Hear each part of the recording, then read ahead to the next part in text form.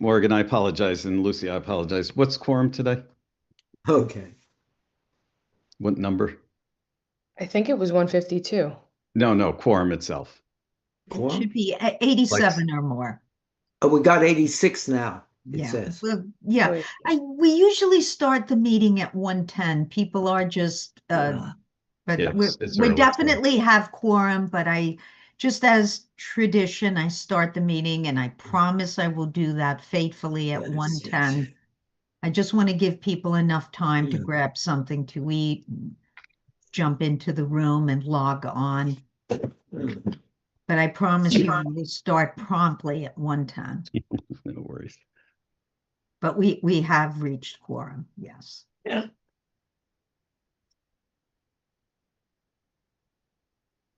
Please don't forget to log in. I know I sound like a broken record. I apologize. But Mm. please remember to log in at our website, big red button, top right corner.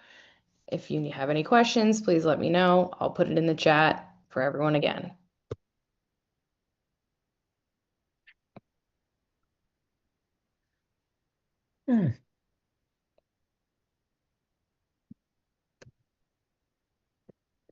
Preparing for my retirement by resting. All right, there you go. Well, Okay. when you retire, Okay. Norm, you're gonna stay here in New Jersey, or are you going? Oh, yes, I will stay here in my New Jersey with my wife and my many, many cats, some of whom I might bring in to introduce to you. There are Well, a great we love many of them. that. Okay. We love animals in the room. Yes. Yeah, Yes, that's always a yes. nice thing. Yes.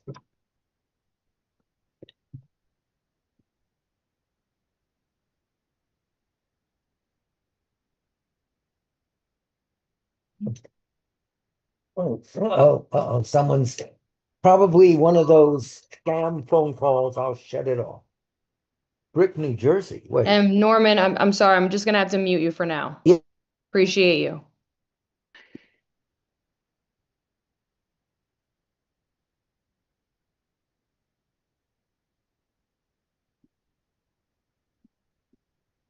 Two more minutes, we will start.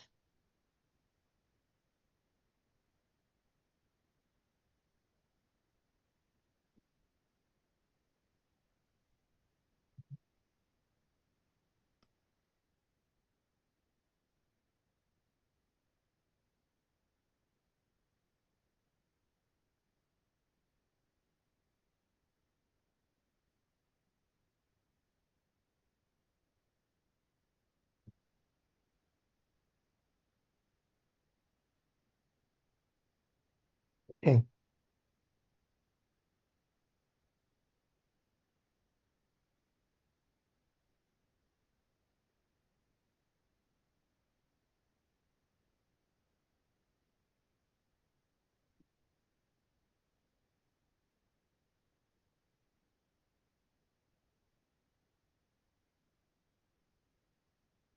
Okay.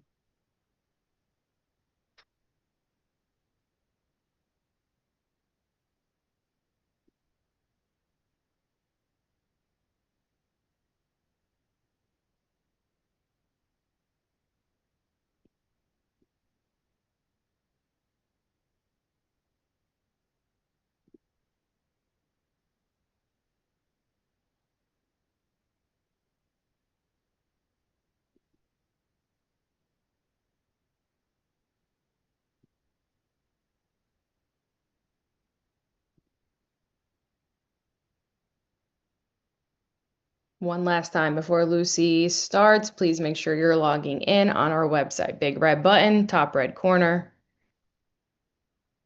If you have any questions, feel free to message me. Okay, everybody. I'm going to start the proceedings for call the meeting to order and read my very quick opening statement so we can get everything started peacefully. My dear senators, let me extend to every one of you my sincere and heartfelt appreciation for your outstanding service to the Senate and Rutgers in these past 6 months. Your work makes an invaluable contribution to the university, and your dedication to advancing our mission is held in the highest regard and widely recognized.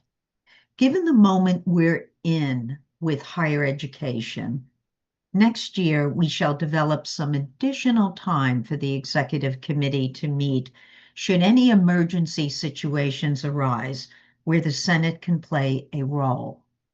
Let me assure you that any such discussions will in no way exclude the full Senate from deliberations or full participation in our decision-making and processes.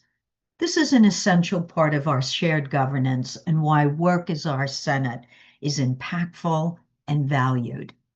As your chair, I will continue to share all relevant information promptly and accurately to ensure that every senator has the opportunity for full and thorough review, even when things are moving fast and there's a sense of urgency. For now, let me wish you and your loved ones a peaceful, healthy, and happy holiday season. Find time to rest and be ready and refreshed for an exciting 2026 year ahead. And with that, we will move on to the report of the secretary. Morgan? Hi, everyone. It's lovely to see everyone today. Thanks you all for being here. If I could please have the approval of today's agenda. So move. Senator Shimbrock? I wanted to add an item to the agenda. Okay, do I have a second? Second. Second. Okay.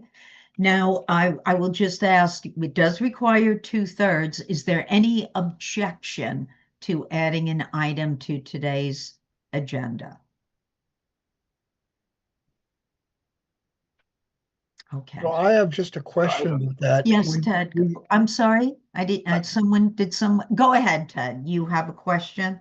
Yeah, the question was just, usually if one does an amendment or something, usually one says something about the item. Okay.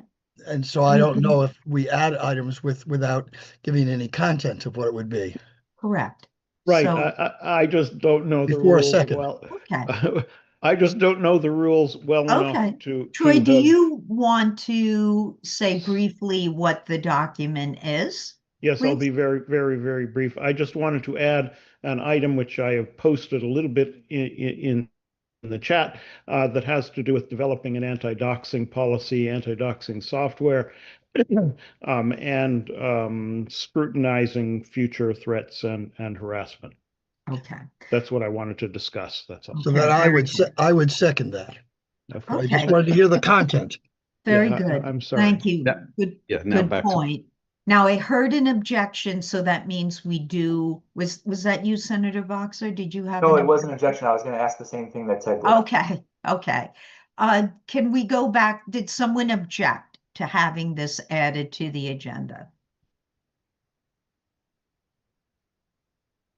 Okay, so hearing no objection, we're in agreement to add this to the agenda following the Instruction Curriculum and Advising Committee report.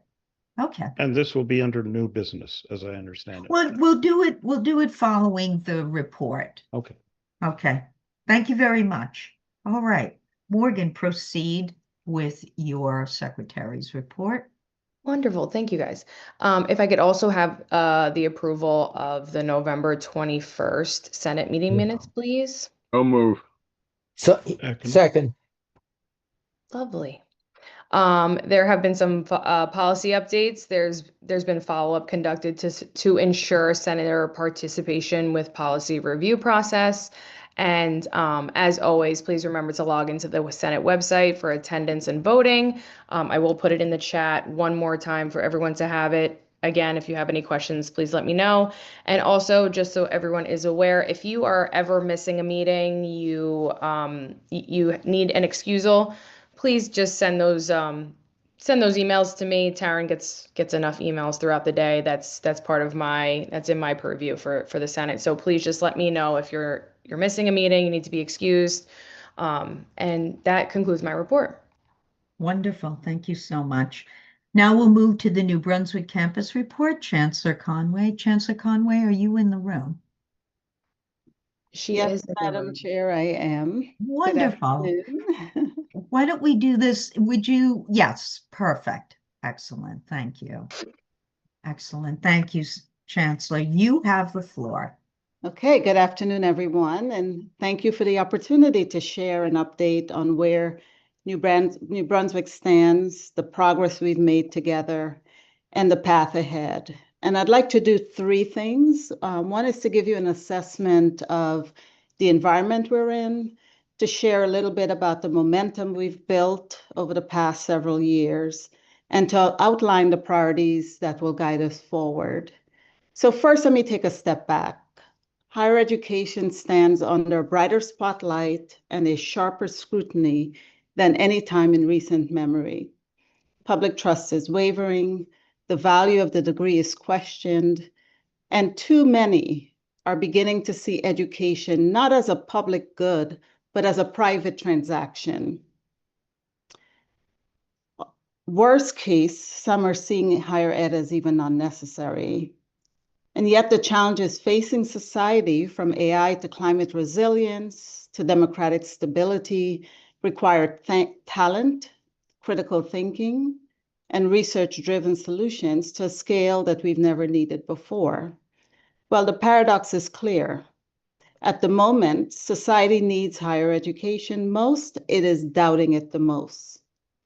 And that is the crossroads we're at, one defined by a series of false choices. Institutions are being told to choose between being elite or being accessible, between prioritizing research or prioritizing our students, between pursuing excellence or expanding opportunities.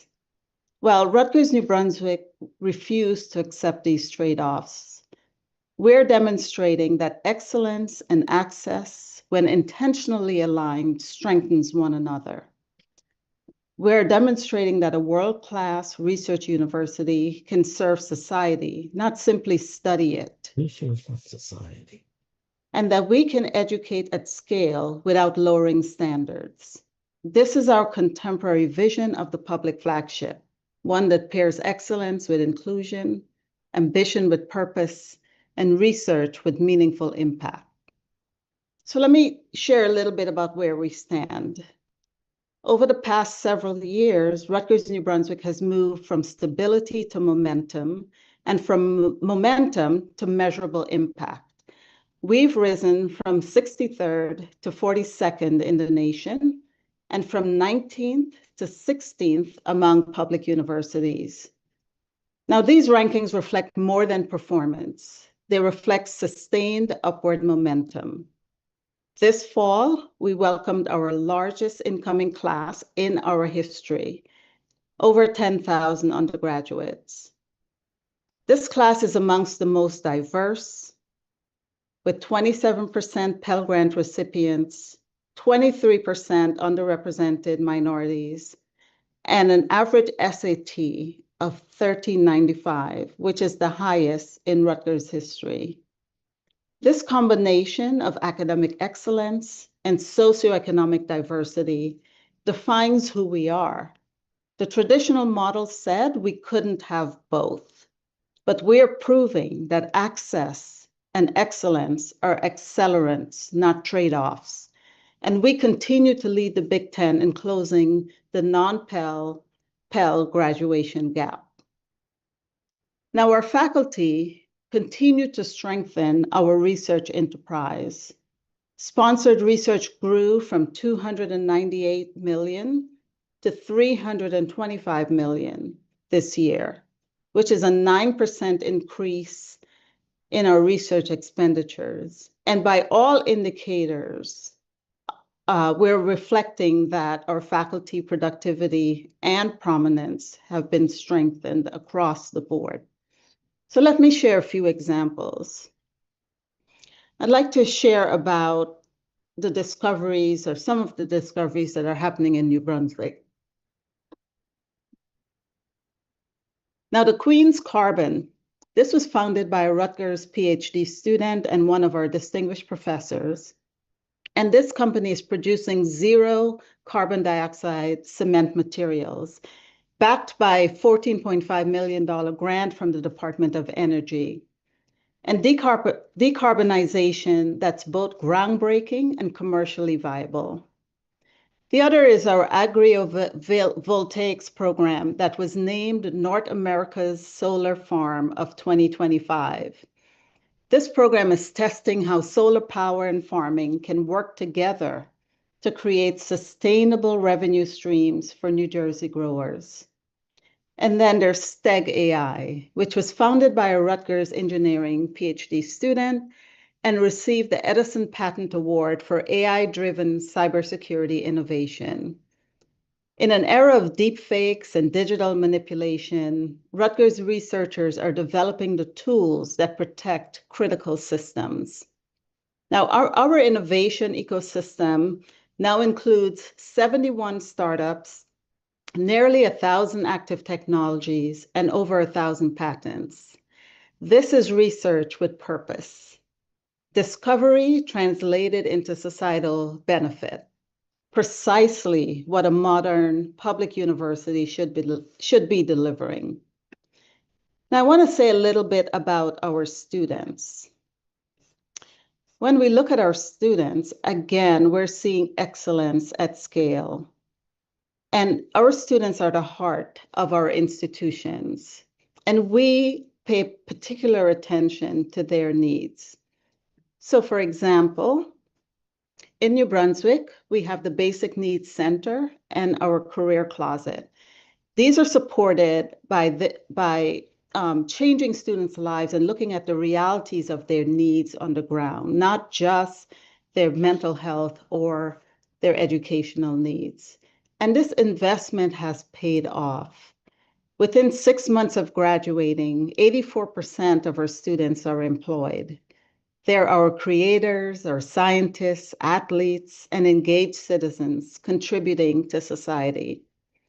And we're now building new communities through our Honors College, which has been recently integrated. This year we accepted about 900 students into our Honors College, and also our Discovery Neighborhood, which is the best neighborhood, special living learning community for STEM students. And our achievements continue to grow. For the 14th consecutive year in a row, we've been named the biggest producer of Fulbright scholars.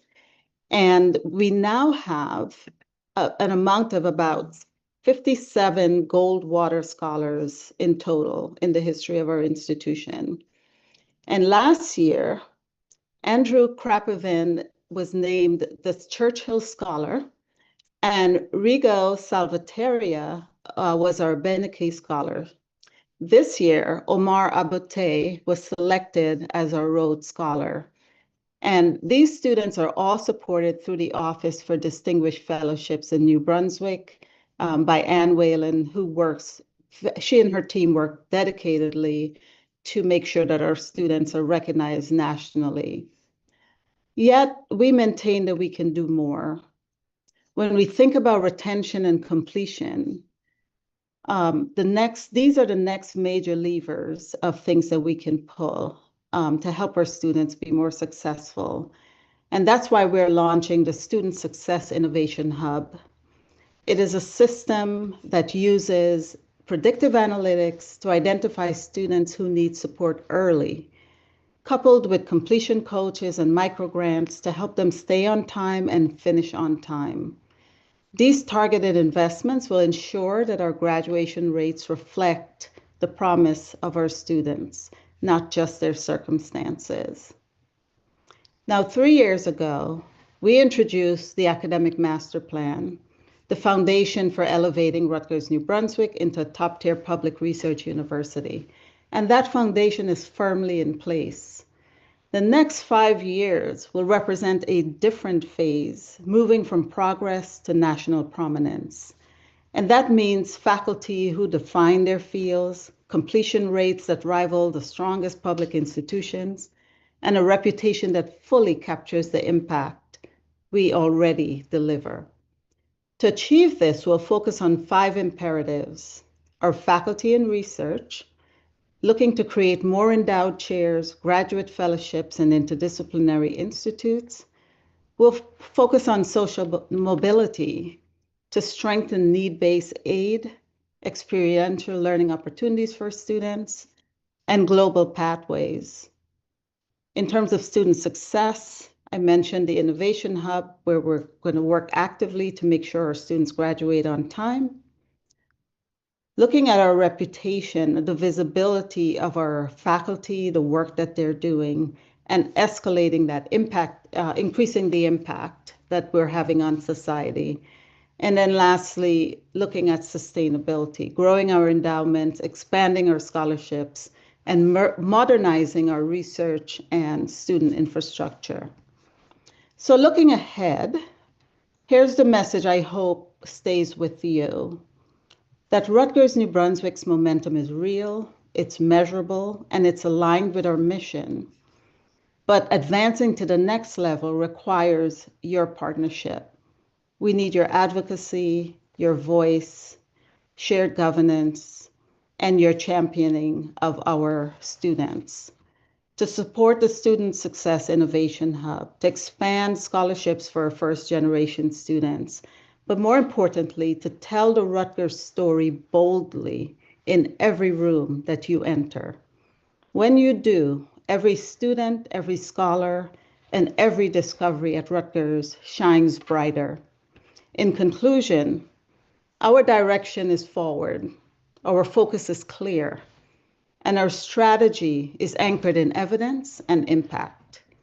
We are showing that a public flagship can be academically elite and socially inclusive, that research could both advance knowledge and serve society, and that access and excellence are not opposing forces, they're accelerants.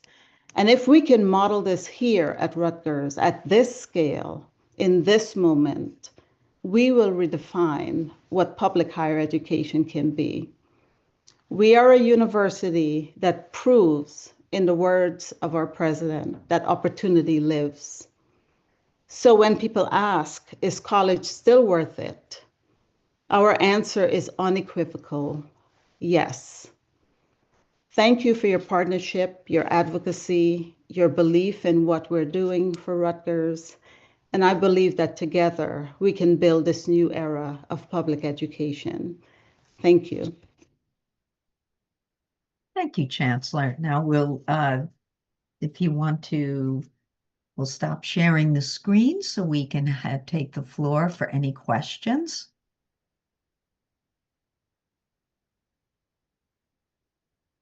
Thank you, Neil. Appreciate it. Okay, Senator Markowitz. Norman, you have the floor.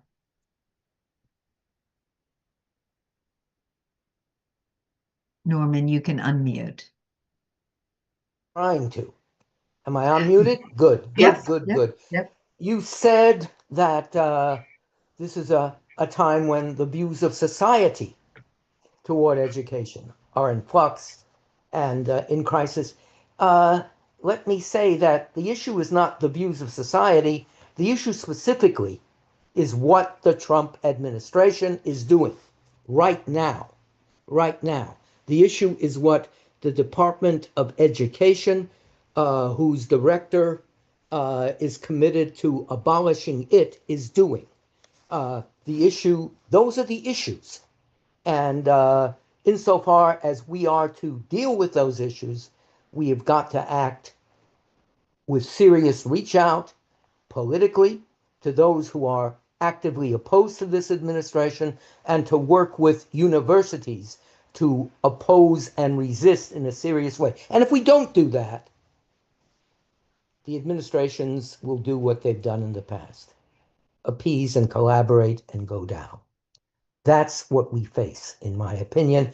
And we can begin to do that right now, by building a broader unity, by working with our senators, our congressmen, our legislators, We can begin to do that now by working with universities through the country, which are doing that right now. I'm sorry if I sound angry. Frankly, I am angry given what's happening right now. I'm also hopeful.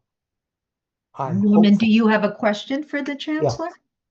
Well, it was more of a comment, but the big Okay. question is, the administration is trying to eliminate diversity, inclusion, equity. What are we doing right now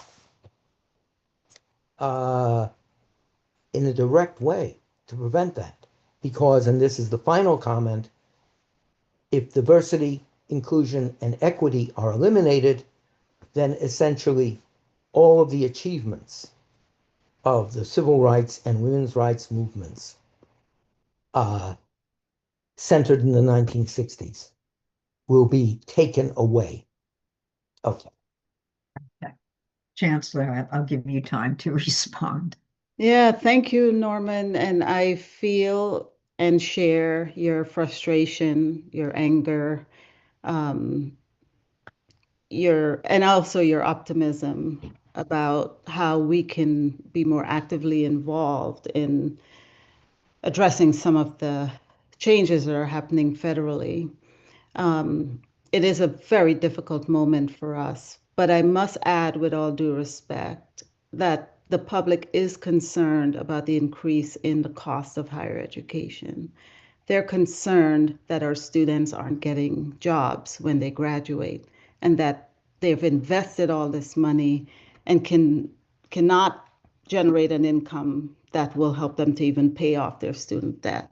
So these are real concerns as well. And that's not something that the federal government is doing. Those are things that have evolved from whether it's, less funding and less investment by the state in higher education and so on. So we have some real challenges ahead of us, both at the federal level, but also within our institution. And we need to think about, how do we better prepare our students to be successful? How do we help them to graduate on time and not extend their time here so that the cost of education goes up, and so on and so forth? In terms of your concerns about diversity, equity, and inclusion, I think President Tate attended this body and addressed that issue. And so I'm not going to add anything to that. But thank you for raising it. Thank you, Chancellor. Senator Gittleman. Hi. Thank you very much for those words and your inspiring presentation. And I was wondering if you might drill down a bit on your vision for the faculty and research piece that you actually spoke of first in terms of your priorities for the composition of the faculty, in particular the balance between tenured, non-tenure track, and contingent lecturer faculty, and if there's a vision about what that might look like. I think the middle category has been growing quite a bit, and we now have a relatively low proportion of tenured faculty compared to our peers. So is that part of the vision of building our impact and research capabilities? Thank you. Thank you so much. That is an amazing question, and I'll answer it in a couple of ways. When I looked at the data of where New Brunswick is, one of the things that I realized is that the number of students that we've admitted have outpaced the number of faculty. And so the faculty to student ratio has shifted significantly. What we're aiming for is a 14-to-1 ratio, and we're not there. We've gotten away from that. So I think, so that's one problem, the sort of growth in the number of students, but I think it's also, there's been such a focus on balancing the budget and cutting costs that I think that misguidedly, the number of faculty and the sort of class size have been reorganized, and people have been sort of making decisions that it's sort of like shooting ourselves in the foot, right? We don't want the ratio of faculty to students in the classroom to keep expanding. There's pedagogical reasons for that that argue against that. So it can't be guided by financial decisions alone. We need to think about the quality of teaching that we do and the context in which our students learn. And then to your point, we need to bring in faculty who will be here to guide our students, who will have a long-term engagement with the university, because if the faculty is where everything happens, it's where students get the mentoring, it's where they get these wonderful awards that I just talked about and recognition, right? So that is one of our focus in terms of my vision for faculty, for the faculty piece. The faculty metrics are strong. I mean, that's where we get our reputation. That's where our peers know about us and value us in each of those disciplinary areas. As our faculty and deans excel and become known for the work that they're doing, it strengthens Rutgers. So I will be paying particular attention to that as we move forward. Thank you. Senator Scott. So I promise I have a very specific question, but I also became so incredibly enthusiastic to hear you, Chancellor Conway, point to the decisions should not always be just about finances. So yesterday, I was in the SAS full faculty meeting, and our executive dean basically posed what I think is a false binary that we could have graduate students or we could have a language requirement. So to hear the chancellor of the New Brunswick campus say we need a better student faculty to ratio to maintain our excellence and our elite status, and we can't make all decisions just based on some financial calculus where we are inevitably cutting is very, very refreshing. I also appreciate the commitment to the idea of education for its own sake and the recognition that opportunity does not need to undercut excellence, which is, of course, the message that comes out of the Trump administration. I think Senator Markowitz is correct that the elephant in the room is really how does Rutgers respond to the Trump administration?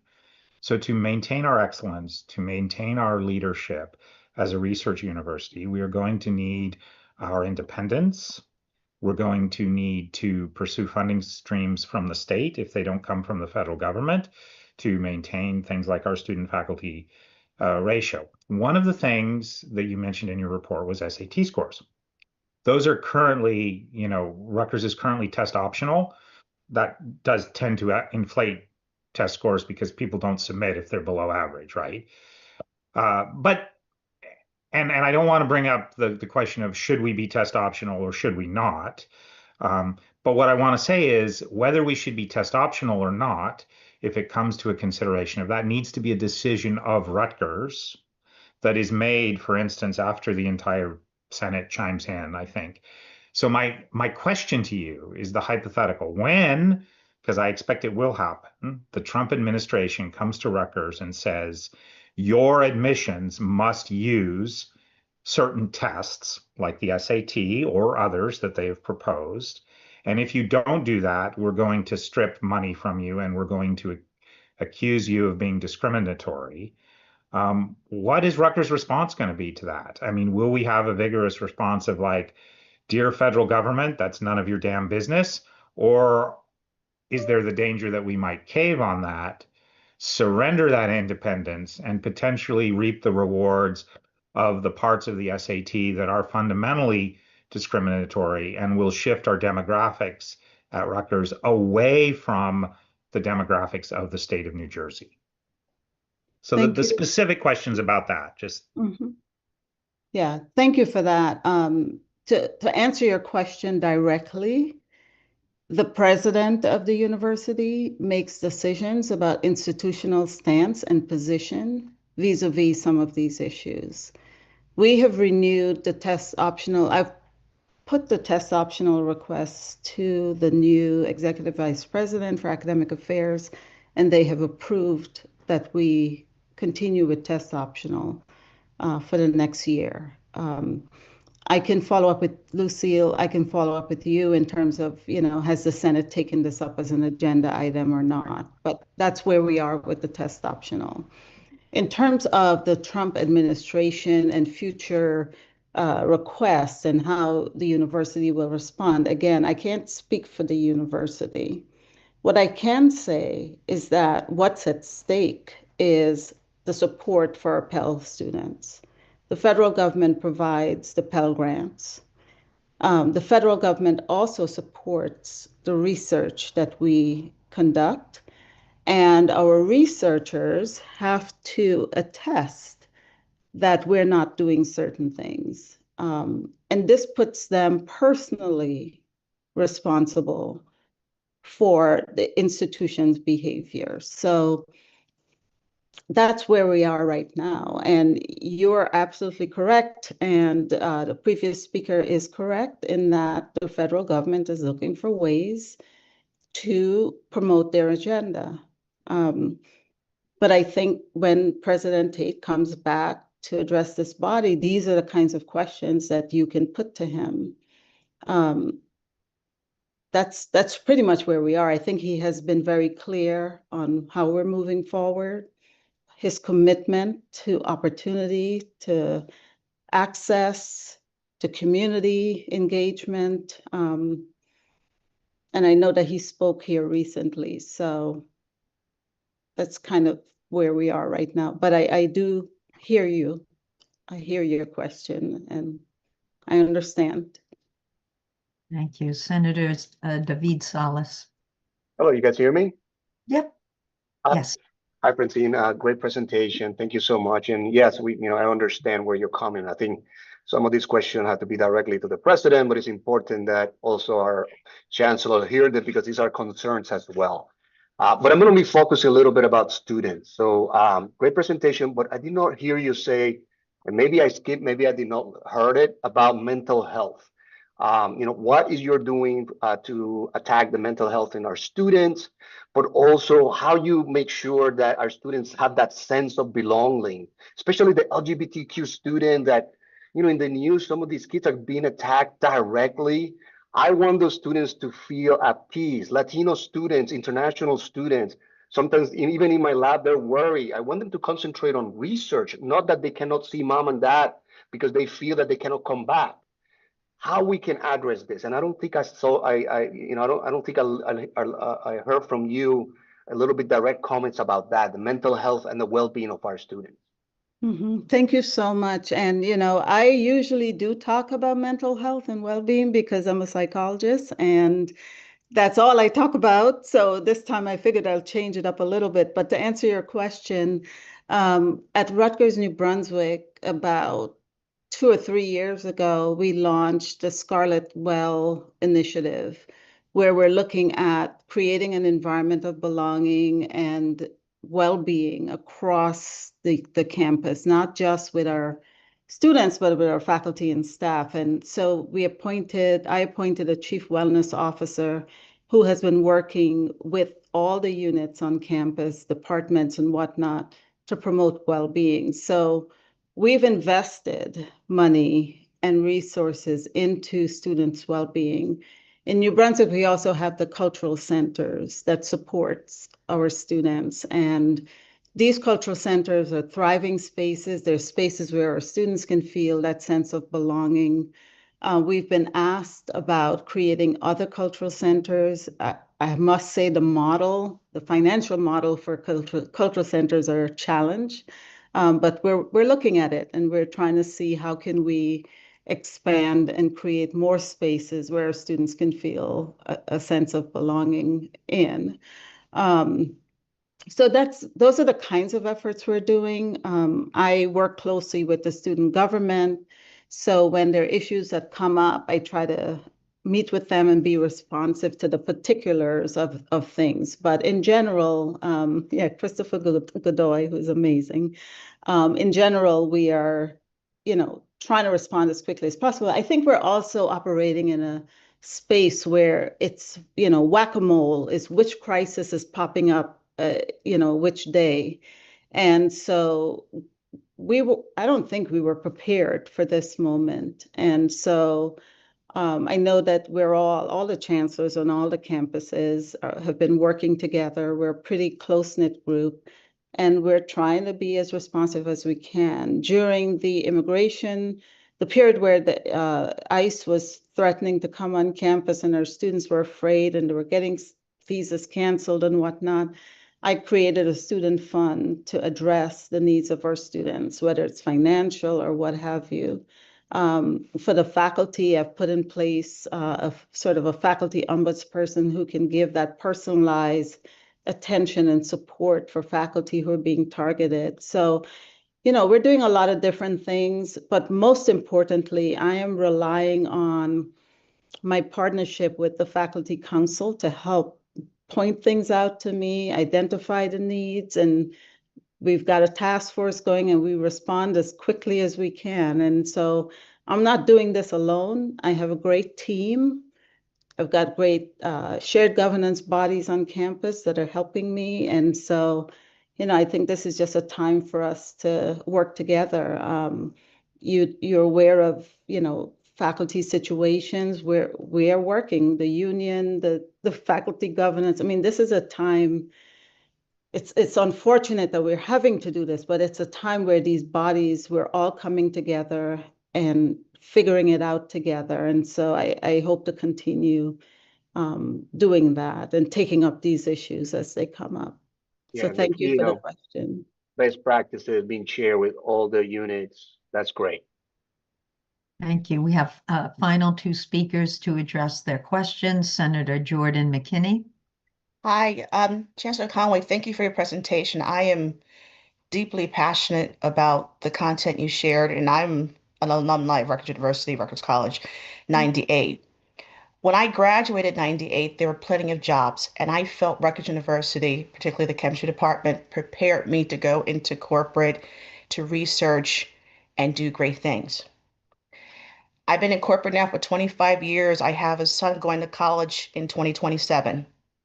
And I, as a parent, I'm having a hard conversation of choosing your major that has a components of AI, data analytics, whether you're a science major or whether you are a liberal arts major. How do you be successful? In corporate, I'm having conversations with senior directors, vice presidents, and when fellow students come in from Rutgers University and other schools, how do we prepare them to understand it's not just about the degree, but getting the data analytics information, AI information, and robotics. So you have a cutting edge coming in after you graduate to get that job, to land that job. And what is that verbalization, your resume that you need to have? I want to know what we are doing as a Rutgers organization. And I know these are hard questions and hard challenges we are facing. How do we build our curriculum that has aspects of data analytics, AI components to it, regardless of what your major, so the literacy of that is there. So when they graduate and go on interviews, they can speak to knowledge that puts their foot in the place to achieve a job. Because right now, kids who don't have that background, who don't have the opportunities in the educational sectors to be exposed to it, they are going to have a very hard time to find a job or get an interview, especially in the digital age of resumes and LinkedIn. I can tell you for a fact. I see it every day when we look at interviewing candidates. I'm willing to help and serve in that area because I've been mentoring kids for a very long time. I serve on those corporate committees with getting businesses to give kids a shot who don't have some of the skill sets. But what can we achieve together? Because we're losing talent because we're looking at paper, but we need to be more insightful than that. So I would just love to hear what we can do to excel in our curriculum. Understand there's a financial component to it, but it's a challenge that we need to face, nevertheless. Thank you, Tara, for your question. It's a timely one. I think I'll answer it this way on a number of fronts. I know that the Faculty Council has been working in collaboration with us around presenting workshops on AI from a faculty perspective and dealing with some of the challenges around plagiarism, around how do we help our students develop those critical thinking skills in the face of access to technology that can really circumvent that. So that's one piece of it. There are also a lot of faculty who are interested in pedagogically, how do you revise or update your teaching approach so that you can accommodate this new technological landscape. So that's one. Secondly, for our students who are interested in doing research, data science you mentioned, and so on, one of the needs is that we need the computing power in our institution.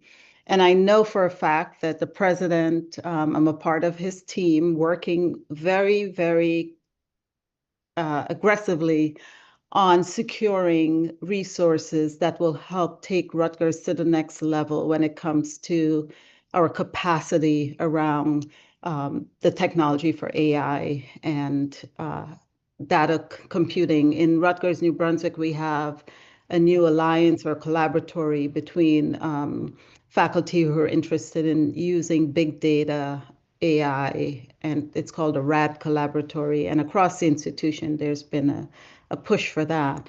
I think if we're able to solve our computing needs, that we can then engage around a broader mandate or AI action plan.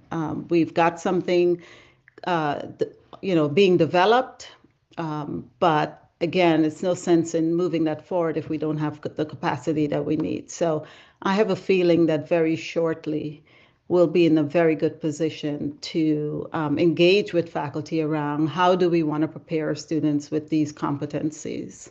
Yeah. So thank you for the question.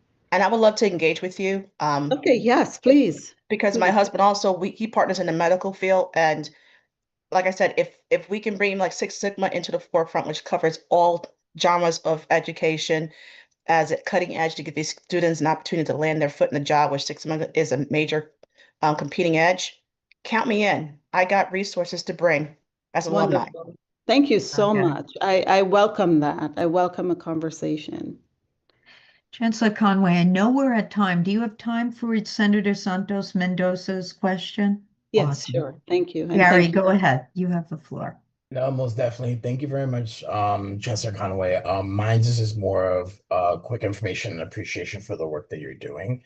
Also on top of it, with the aspects of mental health that Senator de las Salas, de la Cruz had mentioned, but also on top of it, the aspects of, as one that works at a culture center here in Newark, I would love to definitely provide you at least some resources in relation. I just recently edited a book that talks about culture identity-based centers that we have done in relation to, as you're thinking of the model, if you're thinking of the finances and that kind of things, from some amazing authors and folks that are working in the field from different centers around the United States. So I'd like to provide that to you if that's something of interest as you're developing on what are next steps. And then also, as I said, like as someone from Rutgers, Newark, but then speaking with someone from Rutgers, New Brunswick, I think the end of the day is all about building the community for Rutgers, the brand as a whole. So I think it's just sharing the knowledge, sharing the resources that we have in some way, shape, or form, as I think all the other senators have provided within feedback. So I definitely like to provide that to you. And if anything, if you permit me, I'll email that information to you, definitely. I welcome that. And thank you so much for offering. I mean, I appreciate, just in closing, everyone's assistance. Anyone who knows me knows my little saying is that we're better together, we're stronger together. So please, I welcome all and any input. We're in this together. So thank you for having me. Appreciate you. Take care. Thank you, Chancellor. Have a lovely afternoon. You too. Bye-bye. Okay, Senators, moving along on our agenda items, we have two reports from co-chairs Wendy Purcell and Senator Patricia Morton. One is on policies resolution. Wendy and Patricia, you have the floor. Now, is this the one resolution that you require a date change? Wendy? Yeah, I just noticed there's a typo. It says Okay. by April 2025 instead of April 2026. Okay. So yeah, we have two resolutions coming forward from the work of the University Structure and Governance Committee. I'll take one and Patricia will take the other. Okay. So the first one relates to an alternative route to policy changes and a resolution. We've been looking at the policy on policies, the Senate role on the Policy Approval Committee, the Policy Development Committees, and that's been some work we've been doing last year as well as this year. And we learned that the policy owner has the right of refusal about whether a policy request to make a change goes forward or not. So if I could just give a sort of example, if everybody in the university lined up on one side saying we want to change, and on the other side there was just a single policy owner, the policy owner could veto and decide no. So it feels to us that there's an opportunity for us as a Senate to request maybe an alternative route to make sure that the views of the university at large are able to influence policy in the way that I'm sure it was intended. So the resolution seeks to do that. And I noticed the typo should say April 26, not April 25. So working forward. So Did you want to share your screen, Wendy, just so people can look at it? I don't have it on my Okay. I don't have it on my Morgan, do screen. you have it that you could share the screen, please? I think it will be in the resolution. It's a resolution to vote on. Yeah. Okay. So there's just one, while Morgan's getting that ready, there's just one little typo, just the date change from 2025 to 2026, correct, Wendy? Yes, that's just the very last number. Yes. Okay. Give us a moment so we can move this to the floor for discussion. Oh, did you want me to put it into the business or did you want to see it this way? Well, we'll have to vote on it. We'll have to vote, yes. Yeah, but So just then for let me just now, stop you, this yeah, really it should quickly be and I'll in put it into the business site. Yep. Okay, we could do it that way. We could walk over to that site. If everyone could please go to the business site. This is a completely different site than when you're using to record your attendance. This is the business site. I can put it into the chat just so that everyone has it. Please go to that in order to see what we are discussing. I'll put it in the chat right now.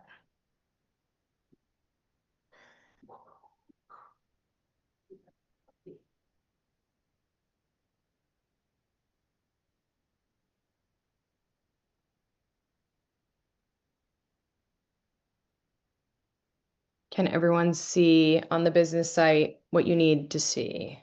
Is anyone having issues, more importantly? Yeah, we just need that typo, sorry, 26, the end to be amended on the business side. Thank you. So we're going to change the April 2025 to April 2026. Okay. Can everyone see the change? Yes. Okay. Okay. So senators, take a moment, please review each line, and then we'll open the floor for discussion.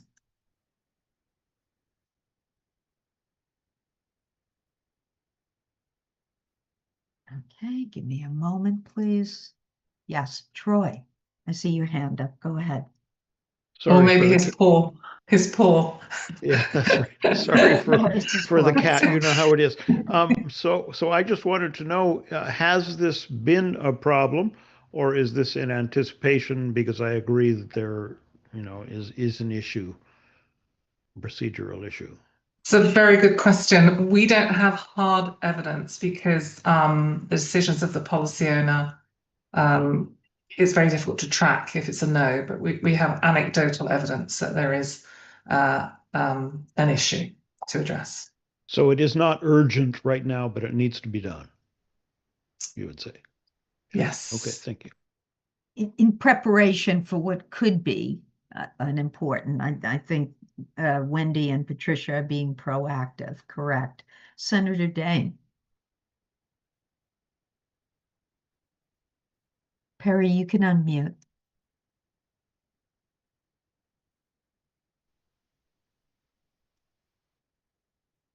Go ahead, Perry.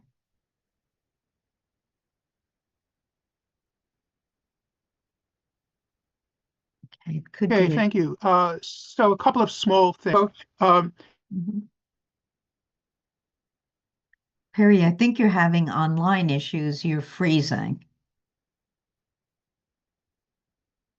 Whereas Perry, we're missing a lot of your You're- language. okay, I'll put it in then. Yeah, that would be helpful. Thank you. Senator Boxer also put in the chat, be it resolved instead of therefore. Okay, we'll wait to see Senator Dane's comment in the chat. David, go ahead, please. Hey, Wendy, is there something that the group wants so we can actually go specific rather than tell them, hey, you solve it? Is there something specific that we want that we can say, therefore, we ask to, before any policy include, there had to be a Senate approval or chair of the Senate? I don't know, something like that. No, we already have that, David. So we already have from work that we did as Senate and USGC last time. We already have 2 senators who are members, full members of the Policy Approvals Committee.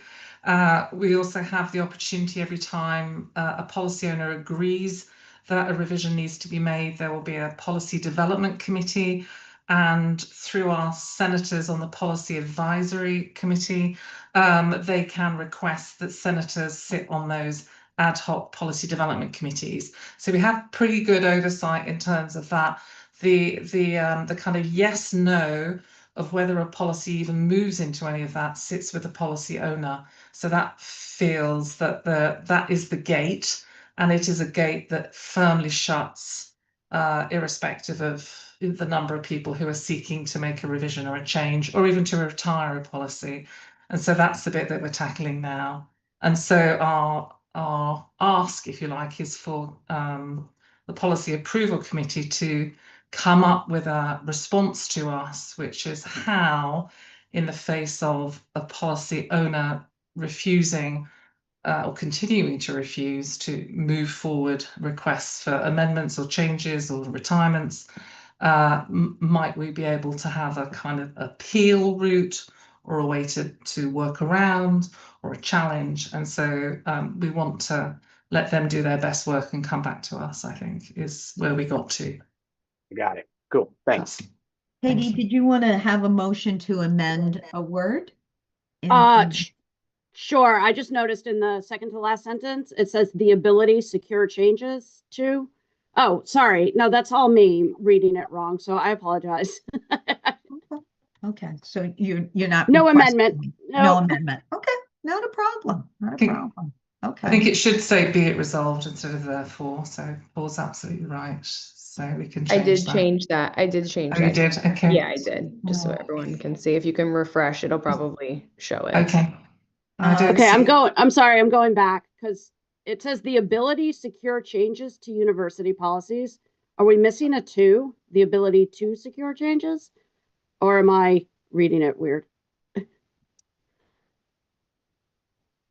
The second to last set item. Yeah, I think you're right. It should say 2. Yeah. 2 Okay. security. So do I have to make a motion to add No. the 2? No. Or can we just agree No. that that's Yeah, well, Yeah. you're only, the Senate is only voting on the be it resolved portion. You can put 100 whereases in, the Senate's not voting on the whereas statements, just the be it Gotcha. resolved. Okay, thanks. Very good. Thank you. Senator Dane. Thank you. It's really helpful. Aw. Okay, let's see if Senator Dane's internet issues are corrected. Senator Dane, you can unmute.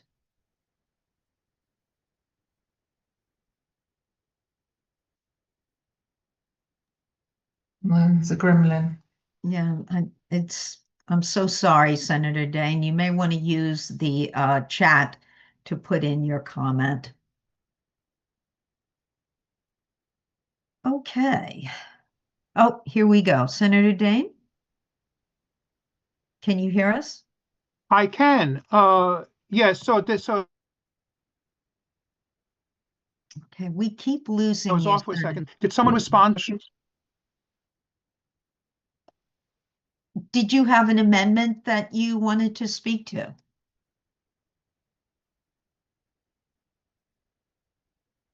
Okay. I don't think it's working. Yeah. Yep, it's I'm not so, working. yeah, I'm so sorry, Senator Dane. Yeah. I think Norman, I have a suggestion quickly for for Perry. This happens to me, and sometimes what I do is I log out or shut off the computer and then come back, and it works. I don't know if that'll help, but Perry might try it. Okay. Okay, meanwhile, are there any other concerns or discussions with this document? Are we ready to move to a vote? Yes. Okay, so Morgan will prepare that, and Morgan, you'll let us know when it pops up. All right. So if you scroll down, there is a vote for motion. And it is now open. Please let me know if anyone is having any issues, and we'll give you plenty of time to vote. But please let me know. It is there. Do we need to wait for Perry? Oops. You know, I think he's frozen, unfortunately. I feel terrible. Perry, if you could hear us, if you want to private chat your vote to Morgan, that would be fine. She will tally your vote.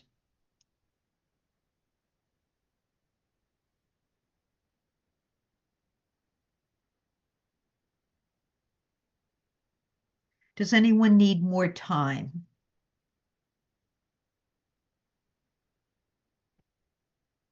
Okay, hearing none.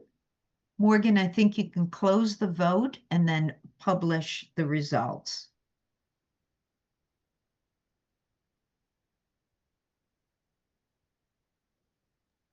It says we have 87 in favor and 2 against, so it passes. Thank you very much. Thank you, Anna. Thank you for Good your job. helpful Thank comment. you, Wendy. Thank you. Next resolution, you said, Senator. Patricia, you'll be handling the next. And if you want to share your screen, however you want to do it.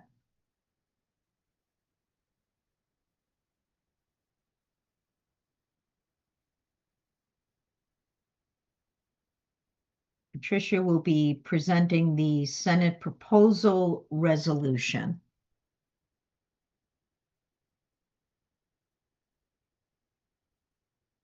Did we lose Patricia, Wendy? No, she's here. Yeah, Okay. we can just put it up on the business site, I think. Okay, there you are. Okay, Patricia, I'm sorry. You have the floor, Patricia. Okay. Is it up there now? No. Let's get it up so we can talk about it. Yep, And we'll be taking a I'm vote on doing it. it right now.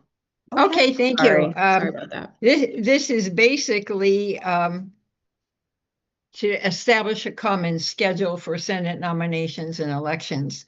The present policy is, or the present process is very uncertain, very unknown, very confusion. It covers different timelines. It covers different processes. Nobody quite knows how it's going to happen, when it's going to happen. So what we are proposing is a set schedule that all constituencies face in advertising openings and collecting nominations, in getting the voting results in and announcing who has been selected. What we have found, I've been on the nominating committee for 2 cycles now, and we find that, for example, people who are present members don't know if they've been reelected again, so they don't know if they can run for a Senate seat, a Senate office.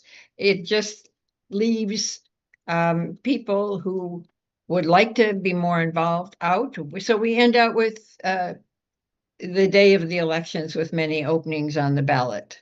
So this can be summed up in the last, and I believe that therefore should be changed to be it resolved that a common schedule for nominations and elections should be adopted by all member constituencies to eliminate confusion, expand participation, ensure that no one is disenfranchised, and that the election of Senate officers and representatives should draw upon a full cohort of all duly elected senators. And then it recommends a schedule that all constituencies will follow. So is that up there now? It is. Yes. Okay. So give people a moment to review it. David, go ahead. I see your hand is up. Sorry, Patricia. So definitely there's no procedures. I mean, like for Camden, for example, we receive an email from the EC telling us which senators, which senators needed to be reappointment again. And then that was charged by the provost. Then in Camden, what happened, the provost asked if you were going to rerun again. And then we had to make a statement. And then she sent an email to then all the faculty to then vote it. And then that was reported back to the EC. So somehow she was following some procedures. Are there no procedures based on your findings?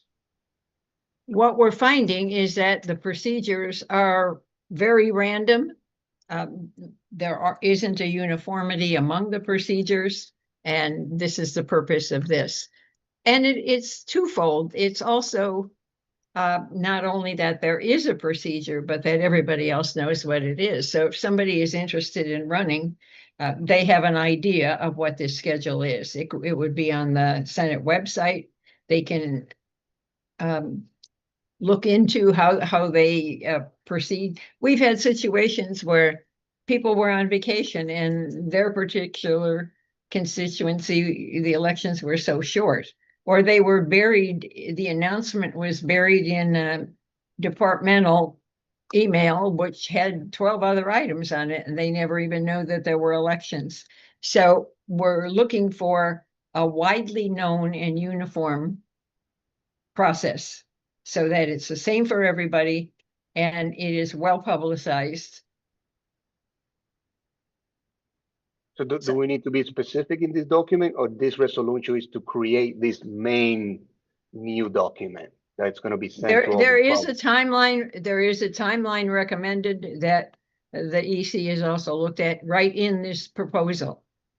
No, I see it, but is this resolution is to create a general protocol that will be shared to all the senators and the provost offices? I'm just a little bit confused, or this is just that it's going to stay within us. This would be that this is the timeline for all elections for senators. Okay. Ted, did you have a question for Patricia? Well, I just wanted to point out that at the business school, we have a tradition of in the fall, the last meeting in the fall, we actually start collecting nominations. So we just did that yesterday. Basically, as Secretary of the Senate, what I look at that point is we know all the terms of our senators in the business school, and we take a look at that and start accepting nominations. Now, the nomination process continues into January, because we started a meeting and have a nominating committee, and then we later open it for 2 weeks for any additional self-nominations. But I just wanted to make sure that we don't have a problem because we actually are starting earlier. I don't think there would be any problem with anybody announcing 4 different times that nominations are open and are available. They would report them to everybody in the constituency within this schedule. Okay. Sanjeev? Thank you. So I'm not so sure I got understood from your response what Senator David was asking. Correct me if I'm wrong, but I think will it be sitting on the Senate website, or it will be sent to each school? For example, I just wrote that at SABS, it's the secretary of the faculty who conducts the election, and it is doing fine, and it typically happens with a similar timeline. So is it going to each school?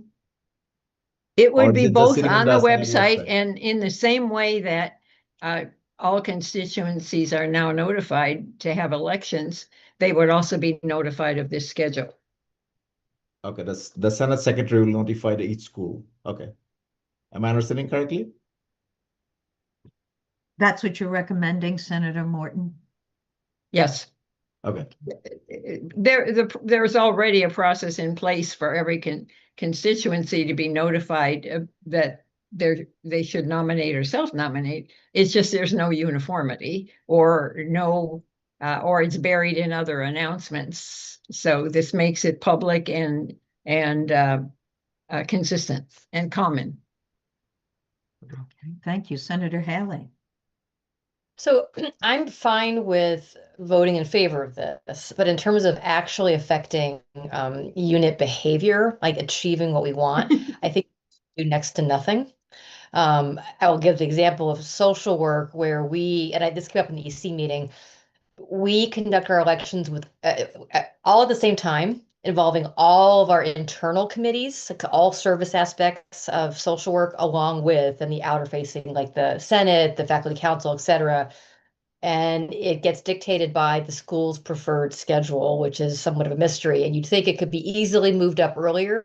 It tends year to year absolutely not being done, and so it winds up being late. And that's just one case. I don't know what the other cases are, but partly the idea of running for the Senate as well as for the faculty council in our school culturally it occurs in the context of other service roles internally, because once someone's on the Senate, they can't serve on a school committee. And we as a school like to have all of those things happen at the same time so that we can figure out good coverage across different people and who's a pre-tenure and who's going up for tenure and really can't, all of that stuff.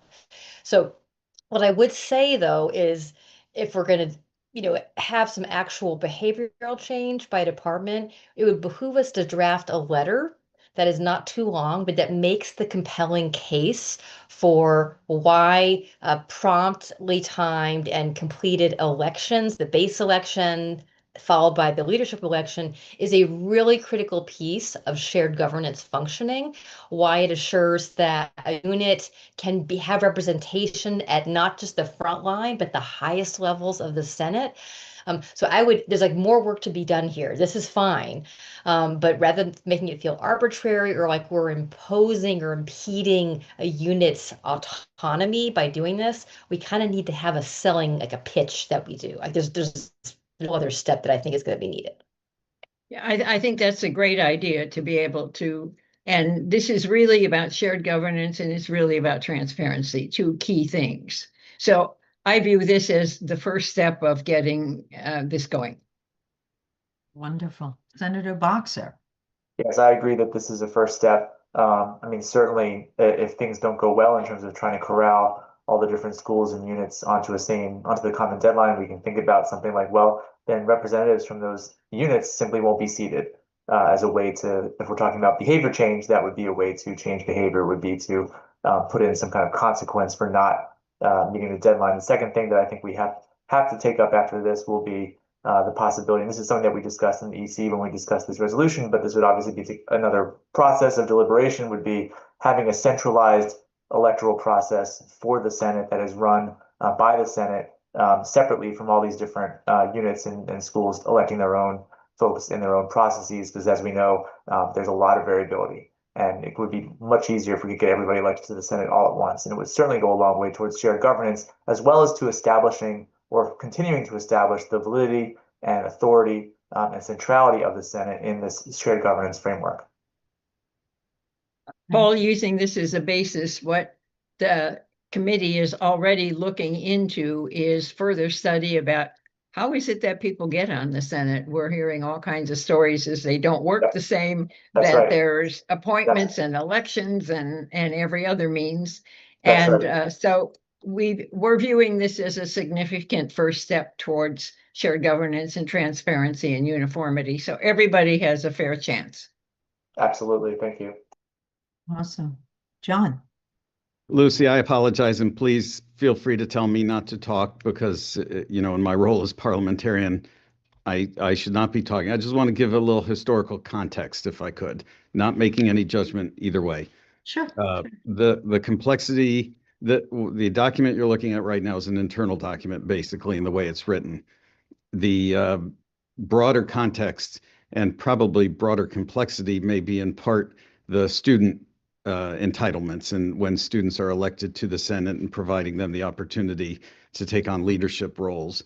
Since the students have one-year terms, that makes it a little more complex to work within the monthly, you know, the calendar dates that are provided here. So I'm not making any judgment. I just want to alert everyone to that to that sense of it as well. So that's all. No, that's good context. We appreciate that. And I will get to Senator Scott and Ted, I promise.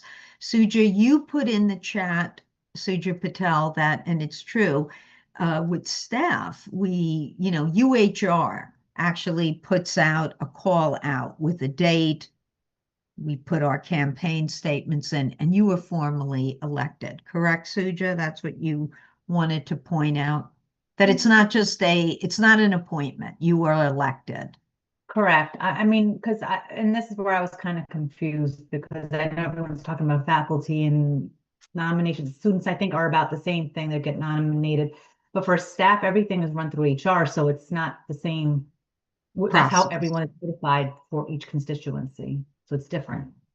Correct. Thank you for that. Senator Scott. Yeah, Oh, I'm sorry. Go ahead, Patricia. You wanted to respond. Go ahead. well, as I said, this is a first step, and we're actually looking into the possibility of having full elections, more like the staff do. We don't know if the bandwidth is there to do that, but that's, as I said, this is a first step to try to make sense out of shambles. Thank you. Thank you so much. Senator Scott, I apologize. Go ahead. So I just wanted to say this is absolutely essential. Like, we have to pass this. If we don't, there's no hope of resolving the past elections issues that we've had this coming around, because elections are coming up.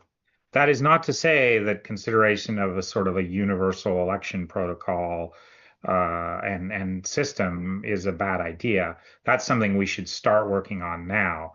But in the interim, we need to get this out. And I think it's important to understand that this is also an aid to our staff, right? So it's an aid to Taryn as she communicates with constituencies. This is the timeline we need to ensure that your folks can be seated.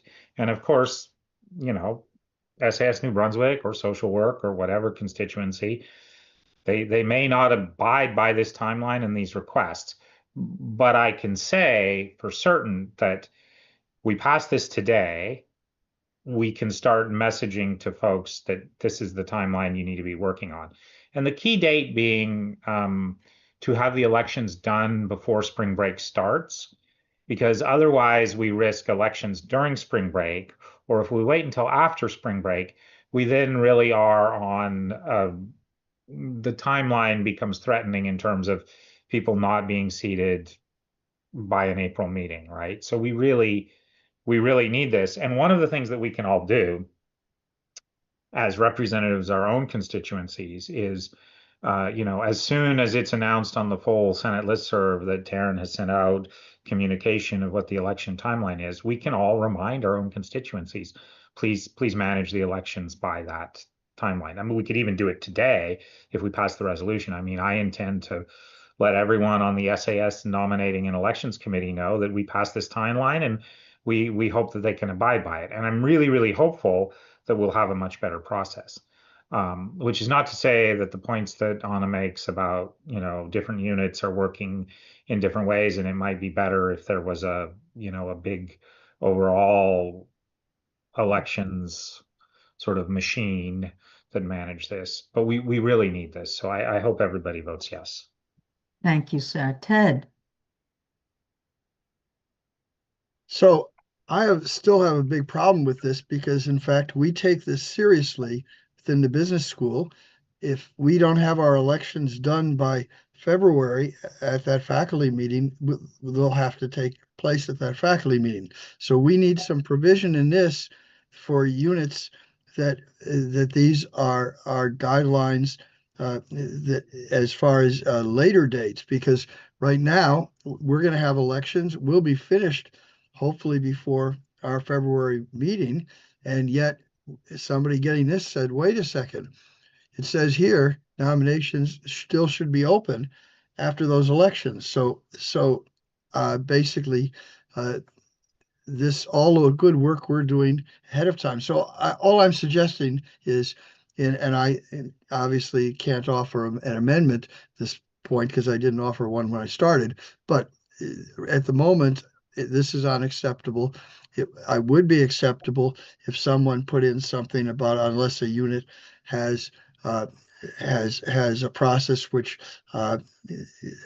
meets these deadlines at an earlier phase, this should be the process. So, but I can't offer that at the moment, but that's my objection, because unless you've looked at other units, all of a sudden say, nope, sorry that you did all this work, but if somebody wants to come in February 28th and self-nominate and you had elections over, too bad. You'll have to do them again. So that we need some qualification to get my vote on this. Otherwise, you're basically destroying people who are actually looking at this very seriously. Okay. I'm going to open the floor for any final amendments. Troy, I see your hand is up. Just Go to ahead. address this, as I read the proposal that's on the website, it says that the following schedule is recommended. It doesn't. It isn't a regulation. It isn't cutting anybody off at the knees. It's saying this is what we recommend. Okay. So I don't see why the system that Ted mentions couldn't still work. Anyway. That seems fine. Okay. Kamal Gusoy. Thank you very much. I have a question related to the document. It's very good actually, but my question is there a senator who's not elected in the Senate, or all the senators are being elected? I assume they were all elected, all no elected. appointments. But is there, Patricia, I want to bring that back to you. Did you find contrary to that? We have heard, for lack of a better term, rumors that in some cases they've been appointed. That's being dealt with another survey that isn't separate from this. Yes. Okay. That begs my second question. Can we add one more sentence saying that all the senators serving at the Rutgers University Senate should be elected? Can we construct that? I think it would be better to put that in the upcoming separate, that's separate from scheduling. Okay. Because that will have to do with how people are. Because it bothers me if we are representing democratically the constituency. I think it should be elected senators, in my opinion. That is my opinion. Yeah. Thank you. Yeah, and that's coming attractions. Okay, thank you very much. Down the road, very good. Kevin Emmons. I put it in the chat, but I just wanted to make sure it was heard, is that since we changed it from therefore to be it resolved, I think we should remove should after elections, because it's a statement, and so that we're not saying it's ambiguous. So this is what the recommendation, this is what we're saying, and then leave the recommendation to be whatever Troy said is fine.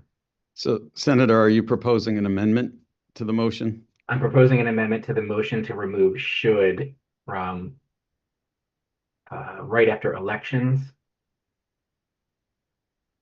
Is it possible for me to accept that as a friendly? No, we need a second. Thank you. Yeah, we need a second. So Yeah. there are two shoulds. I'm proposing an amendment that we remove should from after elections on the first line, and then should after representatives on the second line.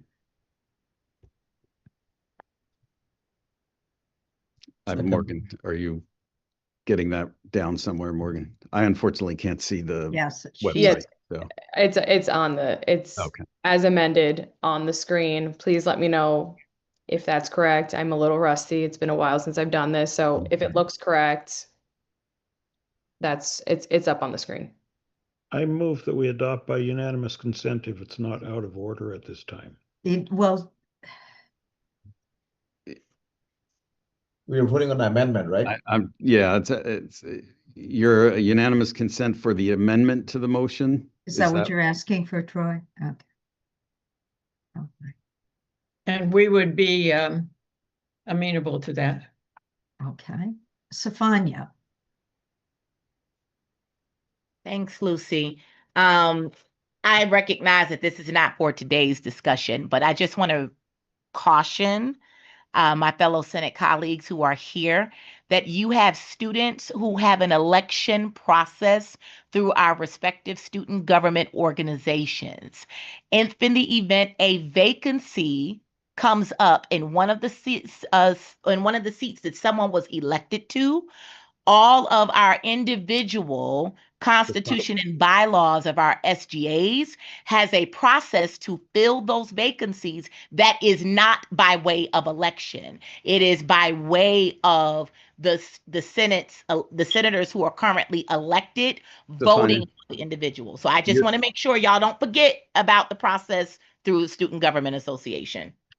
And that's something we will note in discovering how people get in and get re-elected or nominated or appointed to. That's step 2. That's still part of step 2. I'm taking notes. I need to redirect you back. We're discussing the amendment to the main motion now. No. You don't have to redirect me. I'm clear on that. I was responding to a comment that was said previous, and I'm going to have my voice. So I'll see what Heather said. I hear what you said. There's absolutely a time for your voice. Okay. Thank you. There's a time. There's a time for it. Yep, there's a time for it for sure. Let's get back to the discussion, though, on the amendment. Sorry, I'm still confused as to exactly what the amendment is. Could you just recapsulate it, John, for us? It was about the shoulds in there to be. Yeah, shoulds, and I can't see it, unfortunately. Okay. I don't have access So let's go to the thank you, John. Thank you. John, I'm going to make you see it right now. Oh, I appreciate that. Sorry about that. No, I didn't that's okay. what you were saying, and I realized that I can control that. So I will you can see it now. Oh, so you're saying I should go to the website, or you're going to share it? Oh, can't hear you, Morgan.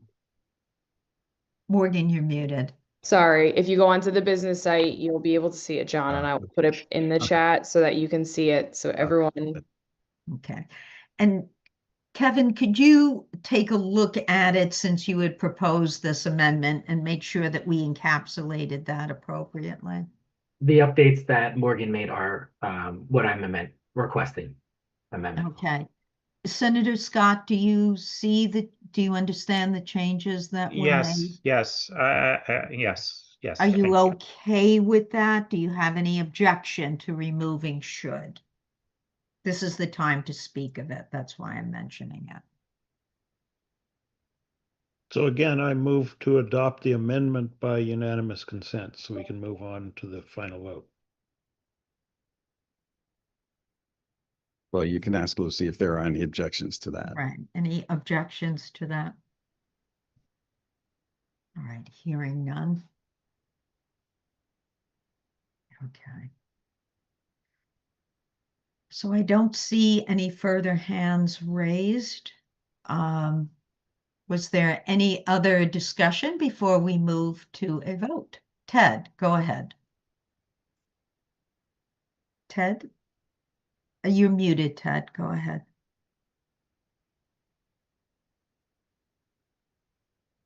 Can't hear you, Ted. Ted, you're still muted. Go ahead, Ted. So I was just reflecting that I don't remember since 1981 on, which I was in the business school in Newark, that we ever had a vote or were asked to vote for a Newark at-large member.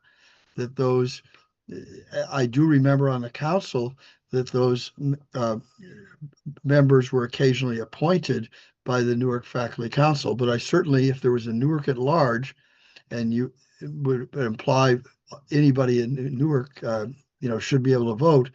We've never been asked to vote in that, and I've never had that vote. So that was asked earlier. Is anybody appointed? My experience at times being on the Newark Faculty Council was that they did to appointment, but we certainly didn't do election at large. So you may want to look into that. The central administration has some senator appointees. And that's also true. Yes. Yeah, But this so would there be are actually appointed faculty senators. representatives Right. where they were not voted on by Newark at large. Mhm. I I see Tagul, go ahead, your hand is up. Go ahead. I just want to make a note in the other Senate meeting, I think, when Rutgers Health Chancellor presented, one senator spoke that the senator said that was very happy that appointed as a senator. And I think this resolution is very important to send a message that the senators are elected positions, unless otherwise specified, there's an appointed position, right? So the School of Engineering, traditionally what happens that the senators are allocated to departments, 7 departments, they rotate. A lot of times people are uninterested in joining the Senate. So sometimes it's appointed by the chairs. This is how I got the job actually originally. So ever since I was, I became senator, I tried to advocate, even in the faculty council, when I was a faculty council chair, conduct elections. So I think that Sanjay Senator Bhuyan was a chair and I was vice chair. I think it was the first time we conducted elections and elections from the units. And that's a big job, but it's an important task to get the people elected into the position. So hopefully in the future, this trend will change, that everyone will be elected. And election is not difficult. You can run a survey. There are lots of sites that you can utilize to do it. So I think I strongly favor and thank the colleagues who prepared this resolution. Very good. Troy, you have the final say. The final say is just I wanted to call the question. I just wanted to be in queue. So Very good. We don't need that now because we Second. finished completion. Thank you so much. Let's move to vote. Thank you, senators. And that was really a very helpful discussion. So we'll wait for Morgan to put up the site. Okay, and when you refresh, Morgan will let us know when it's ready.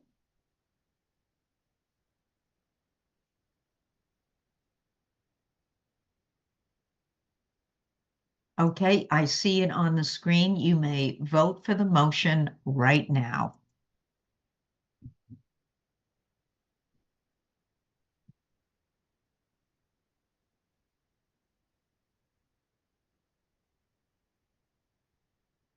Has everyone had a chance to vote? Do we need more time? Okay, hearing none. Morgan, you may close the vote and announce the tally. 84 in favor, 6 against. It passes. Beautiful. Thank you for the work, Patricia Morton and Wendy Purcell. Thank you. Lucy, now- if I could I Yes. say something quickly?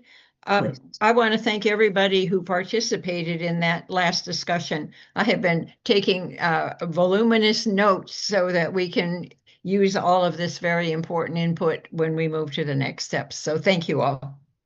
Right, inclusive of a follow-up letter. Beautiful. Thank you so much. And thank you for the great work you did. Now we're going to move to the report on S-2330, expanding access to university libraries across the campus. Who will be doing the report? Natalie is All out right. today, Oh, yeah. so Hi. somebody else is going to be doing it. Yeah. Yeah, thank Senator, you. this is Senator Easley. I'm going to share my screen and I'll introduce it, and then Senator Askew will present. Awesome. Thank you so much. Lisa, I made you co-host. Okay, great. Oh, thank you. Can everyone see? Yes. Okay, Pop it into presentation mode and You want to yes, come thank you. for there you go. You want to do from beginning? There you go. Perfect. Okay, thank you. Thank you. So Thank you. first of all, I would just like to say thank you to the committee. This was a joint charge that we were charged with, expanding access to university libraries across campuses.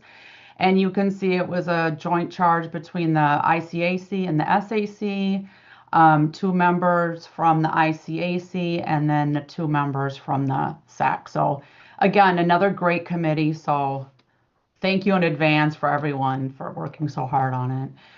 So I just wanted to let you know that this is what we were charged with. So as the presentation is given to you, you can just remember that this is what we were charged with initially.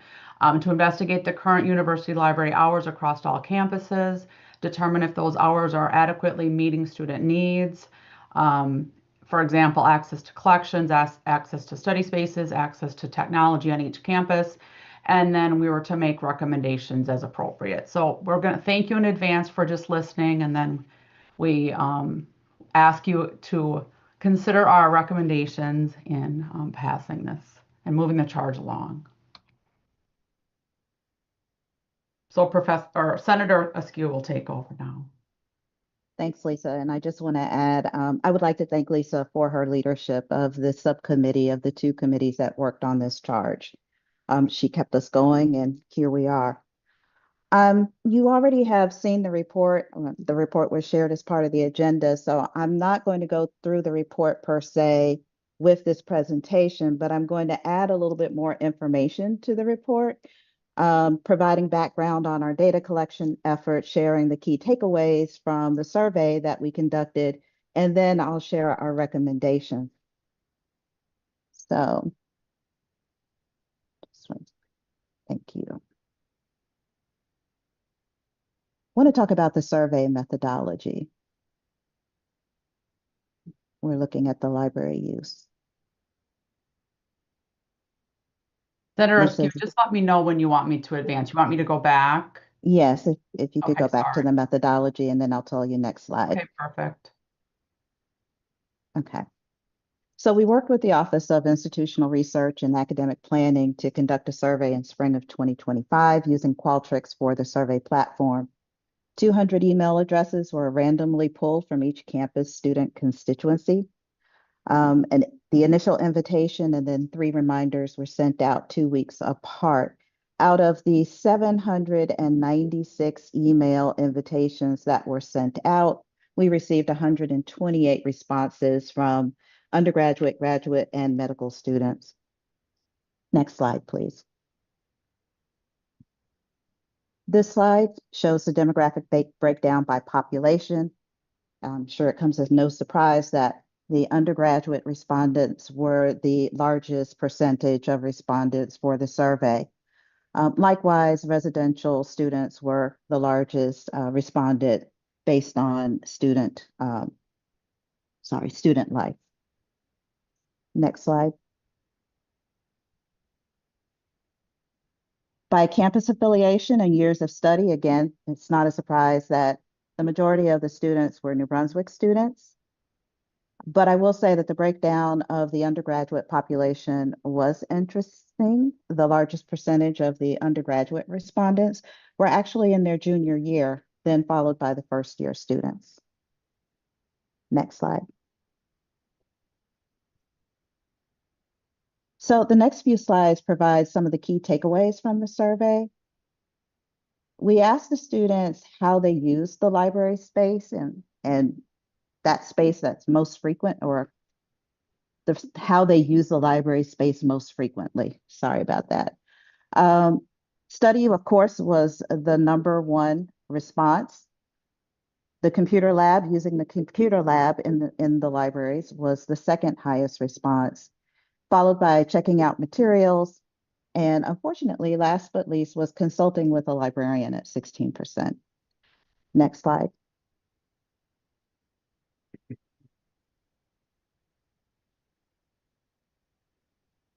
In response to the hours of use of the libraries, the responses showed that most students use the library system-wide between the hours of 12 p.m. and 5 p.m.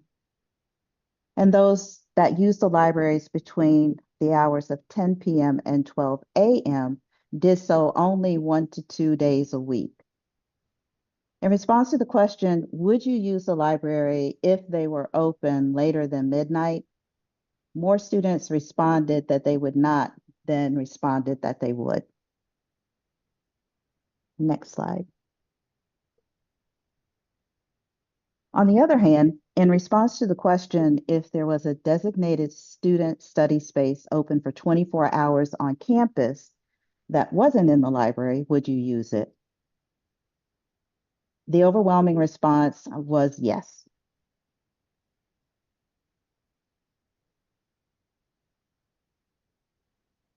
So we investigated that a little bit more and asked how students would use that campus study space, and studying was the most represented response.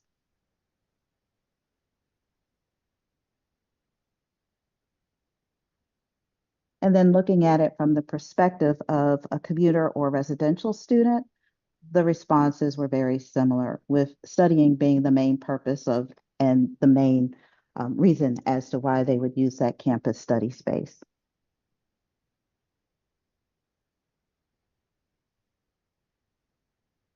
Next slide.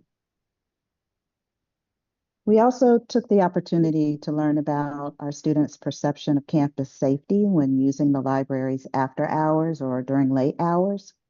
And overall, the responses indicated that students felt safe coming on campus and going to the library after hours.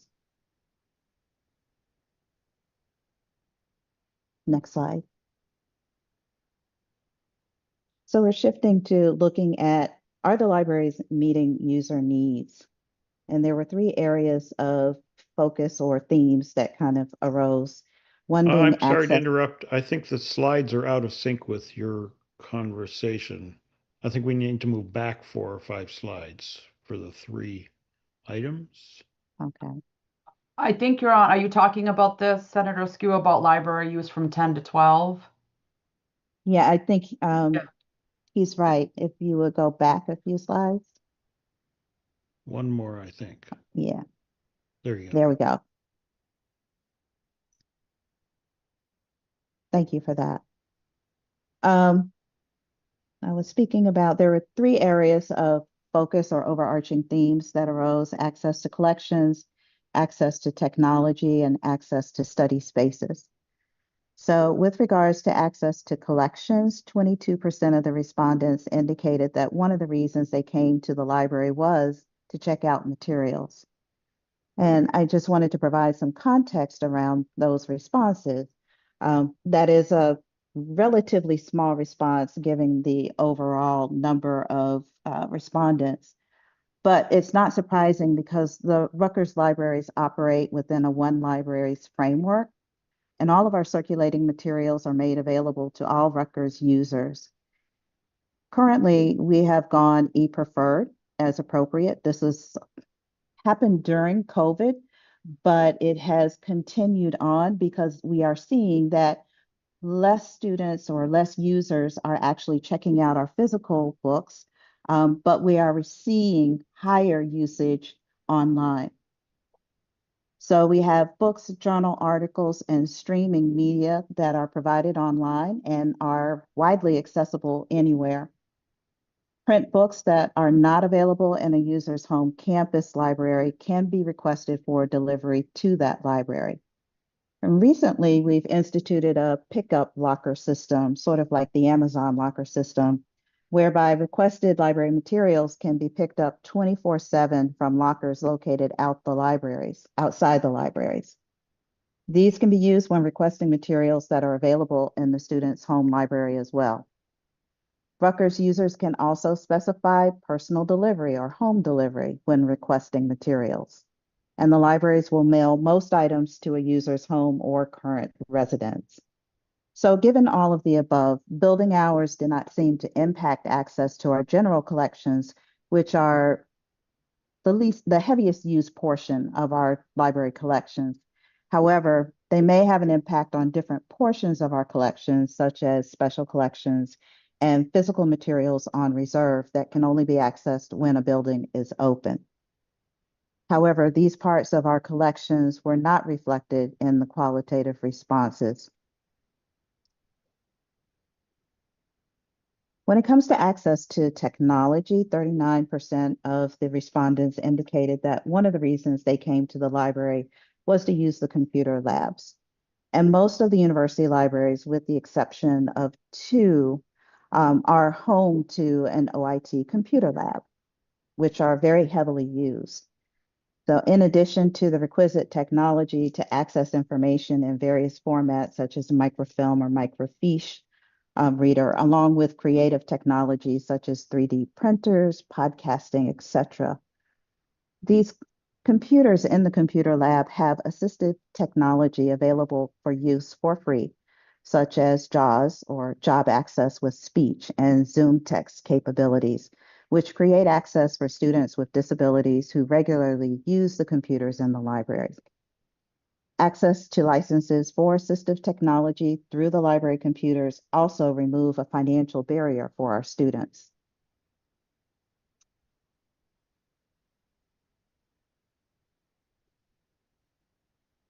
So that brings us to access to study spaces.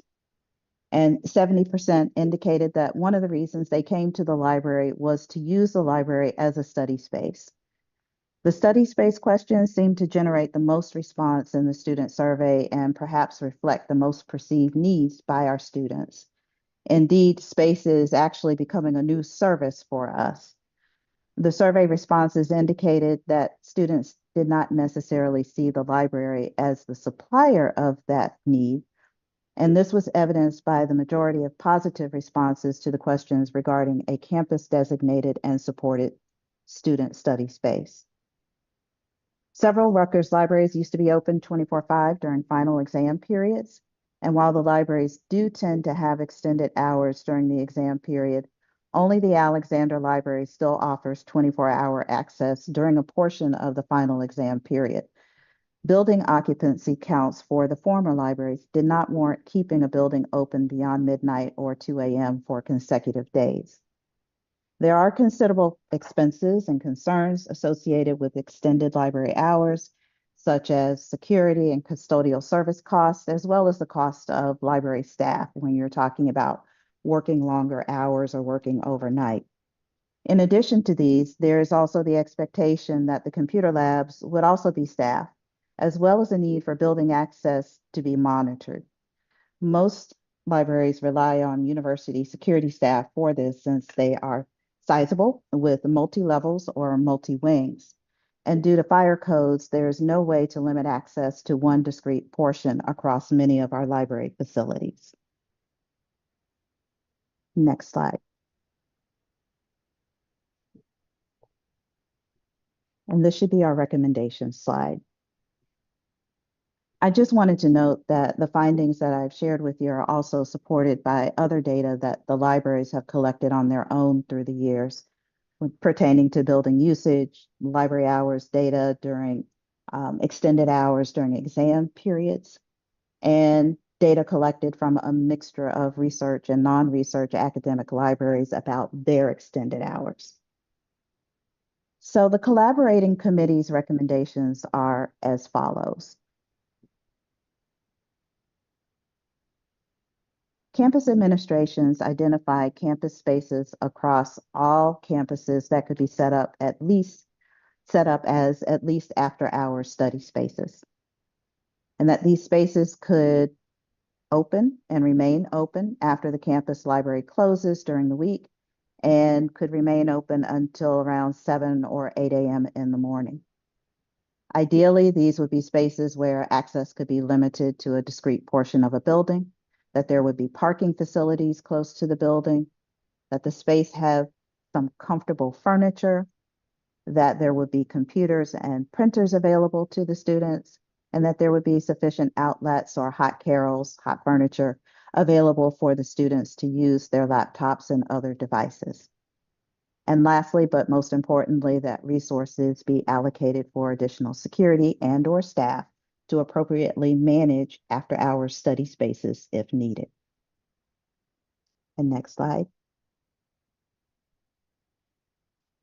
And that next slide should be questions. Are there any Oh yeah, questions? sorry, I'll stop That's sharing. okay. Any questions? I see Ted, your hand went up first. Go ahead, please.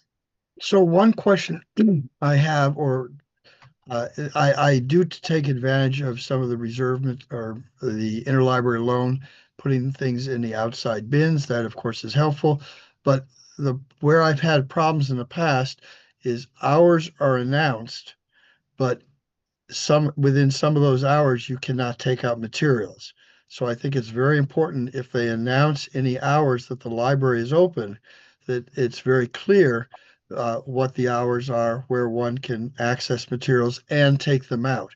So in other words, I've seen libraries open, I go over, I wanted to get some books out, and it was told, no, you can't take books out. So it has to be very, very careful. They had nobody that was working the desks. It was open as a study area, in other words. So it's very important that when they list hours, that they make sure they differentiate when you cannot take out books.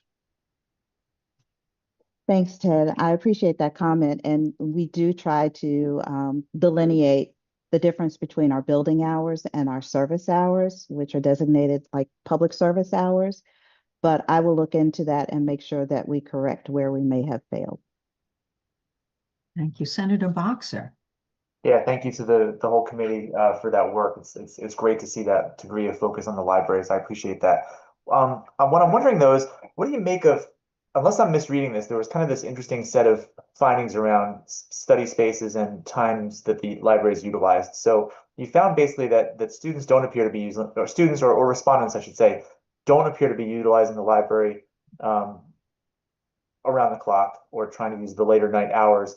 But the respondents said that if there were a 24-hour study space available, they would be happy to use that. And a lot of the students do indicate, or respondents do indicate, that they use the library for study space. And I get that. I mean, my son's in college right now, and that's the only place he'll study. He doesn't use any of the materials in the library. He just goes there to study because it's a library and because it's quiet. And I think that there's a certain, and I say this as a psychologist, there's kind of a certain psychological space there that supports the idea of studying and concentrating and that sort of thing. So to me, it doesn't seem like a study space like freestanding somewhere else on campus would necessarily fit the bill. And your recommendations are great, but there's certainly logistical challenges there, as well as financial potential challenges as well, if we're going to build out a space that has all the hot carols and all that kind of stuff. So I just wonder about, like, what do you make of the conflict there? I mean, would they want to study in the library more if it were continually advertised as a round the clock study space? I mean, or would they use these, or is it that they want study spaces that are closer to where they happen to live in the dorms? I mean, what do you make of that kind of conundrum there?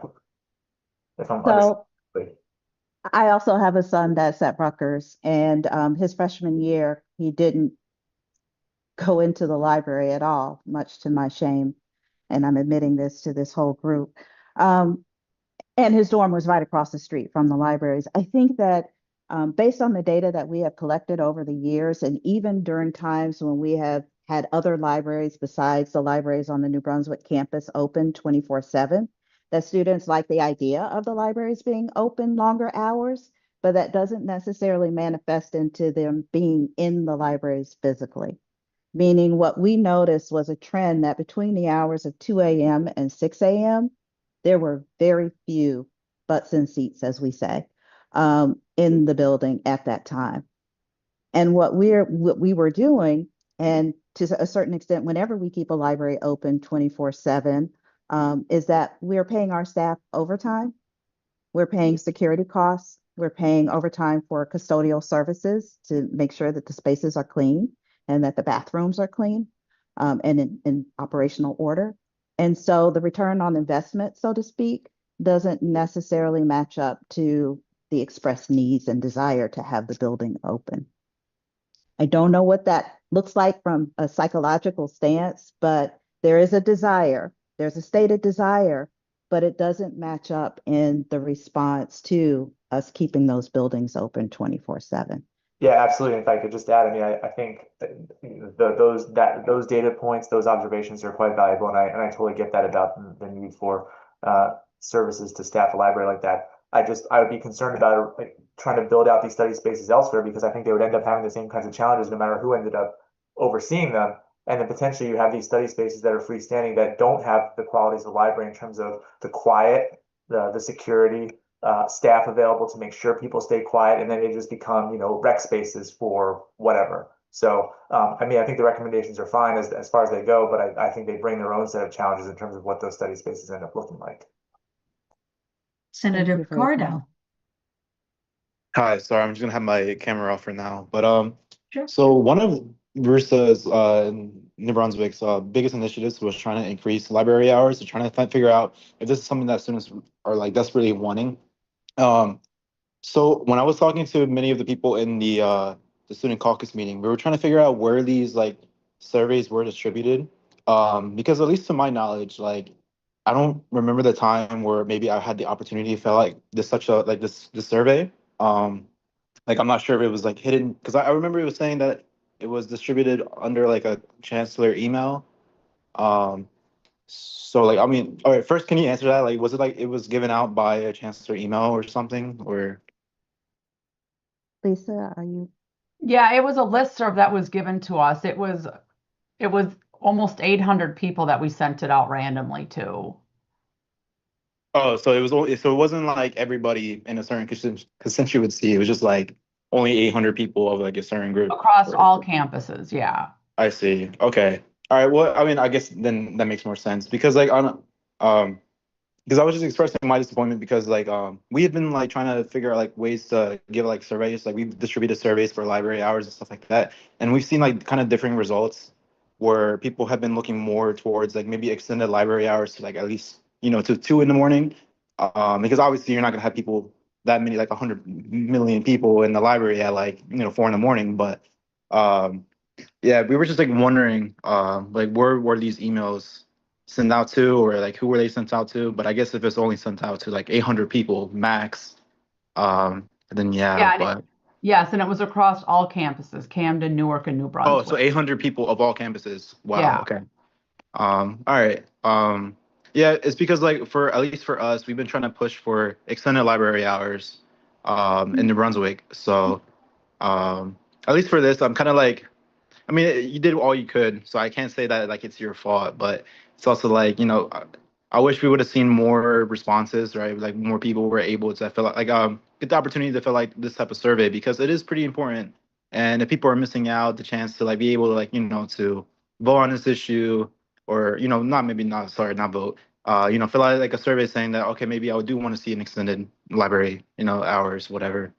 Yeah. Because we do see that a lot here with like people wanting to say like during the semester before finals and all that, saying like I want to be able to go to the library at like 2 in the morning because like my dorm doesn't really have that good of a study space because a lot of people talk in there, right? As Senator Boxer was saying that they want to see study spaces where people can go find some quiet time, be able to do it because they're not comfortable in their room or in these dorm spaces. So yeah, that's all. Yeah, and we talked about that when we first started creating the survey, that we understand that students have survey fatigue, right? Like the surveys come out, and I think a lot of times, unfortunately, we do miss people because of the amount of surveys maybe that do come out. So, that's it's sad, and we knew that that would be a barrier for us. I do also want to say that the libraries have extended hours where we can. And although it has not yet been announced, Alexander will actually have some days of 24/7 or 24/3 continuous service, 24 hours during final exams period this semester. So we are doing what we can with the resources that we have to respond to the students' needs and requests. Senator Leanna Reynolds. Hi, thank you guys again so much for the presentation. I did just want to ask, this issue is something that has come up a few times at New Jersey Medical School specifically. As you all heard, our campus is being renovated, part of this being a lack of study spaces. So we've had a lot of questions about expanding library hours to our student council.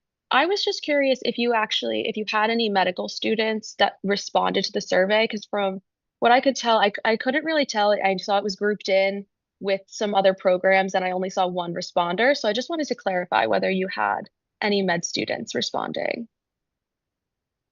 we did not have a large mass of medical students responding. As you can see from the results, it was mostly students from the other campuses or chancellor-led units. So I also know from experience that there continues to be a desire for the Rutgers Health Libraries to have extended hours. This is all across the libraries. And I'm just going to say to this body that while I appreciate the investments that have been made in the libraries, there is also a need for more investment in order for us to be able to have the staffing levels and the funding to be able to support extending hours, either 24/7 or even 13 hours a day or more. Our smaller libraries are having to deal with the capacity and the resources that they have, and they're doing the best that they can. I appreciate my colleagues for, their commitment and their desire to meet the needs of all of their constituencies. But I will say that it is not without some blood, sweat, and tears. Senator Torino. Hi, I'm a student on the New Brunswick campus. I represent the undergraduate RBS business school kind of population, and I just kind of wanted to step on here and just say thank you for all the time and energy that you guys are doing into collecting this research. I know that I could have utilized a chat feature, but sometimes people can't read them at the time. But it's really appreciated and definitely doesn't go unrecognized. Personally, I'm a frequent goer of the libraries here on campus, and I also do work for the Office of Information and Technology, so sometimes I'm sitting at the circulation desk. I think one thing to note for data collection is that we record statistics every single hour of how many students are in at least the digital learning commons. So maybe that would be helpful to look at across the libraries. And then I also think it's really kind of important to emphasize that libraries, we do have kind of quiet areas for them, but it can also for like cultivating, the experience that people are talking about when we think of, wanting to get like this experience or quote unquote vibe for studying. But it's also really important to kind of note how these spaces are used for, off campus and commuter populations who, maybe, right, I live off campus. This year I have a desk in my house, could afford the rent for that, but last year no desk in my room, so I use the libraries a lot for that. And it can also really cultivate kind of communities, areas for student study groups to kind of go to. Maybe 24 hours at this point isn't realistic, but I know that they used to do 2 a.m. and now most of the time it's at midnight, so maybe kind of expanding the hours like that using the research. I also think, I guess, focusing on the population of students already going into the library, so maybe doing surveys or some tabling. Of course, like there's time and like physical resource constraints with doing that. But I know that a lot of people who are actively currently using the libraries would continue to currently use the libraries after those periods. But yeah, overall, thank you guys so much for all the work. Thank you so much for your comments. Thank you. Senator Russ. Hello, thank you so much for bringing up this initiative. One question I have is, was there any statistics put out about the weekend hours? Because, like, for myself, I like to go to the library on the weekend, but I've noticed like the timing can be a little weird because I don't understand why it opens at 1 p.m. and then closes at 6. So I was wondering if there's anything gonna happen with Sundays and like Saturdays. So we are trying to extend our hours across the weekends, across the system as well. We are still a work in progress. We have had shortages in terms of staff attrition, and again, partnering with public safety and custodial services means that we also rely on their ability to staff the hours that we're open. But all of this to say, I do recognize and I hear the students when they're saying that they would like to have extended hours. And I just want you to know that we are trying our best to accommodate that desire. Thank you. Senator Magante.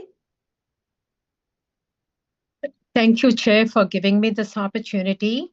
And thank you very much for elaborating on this wonderful initiative. I am bringing in a concern that a lot of our cardiology fellows seem to have. Very, very important and utilized resources such as institutional memberships for American College of Cardiology reading material have been canceled recently. So fellows, they really don't get paid much for all the work that they do, are scrambling to try to moonlight to be able to effort to get some of this material.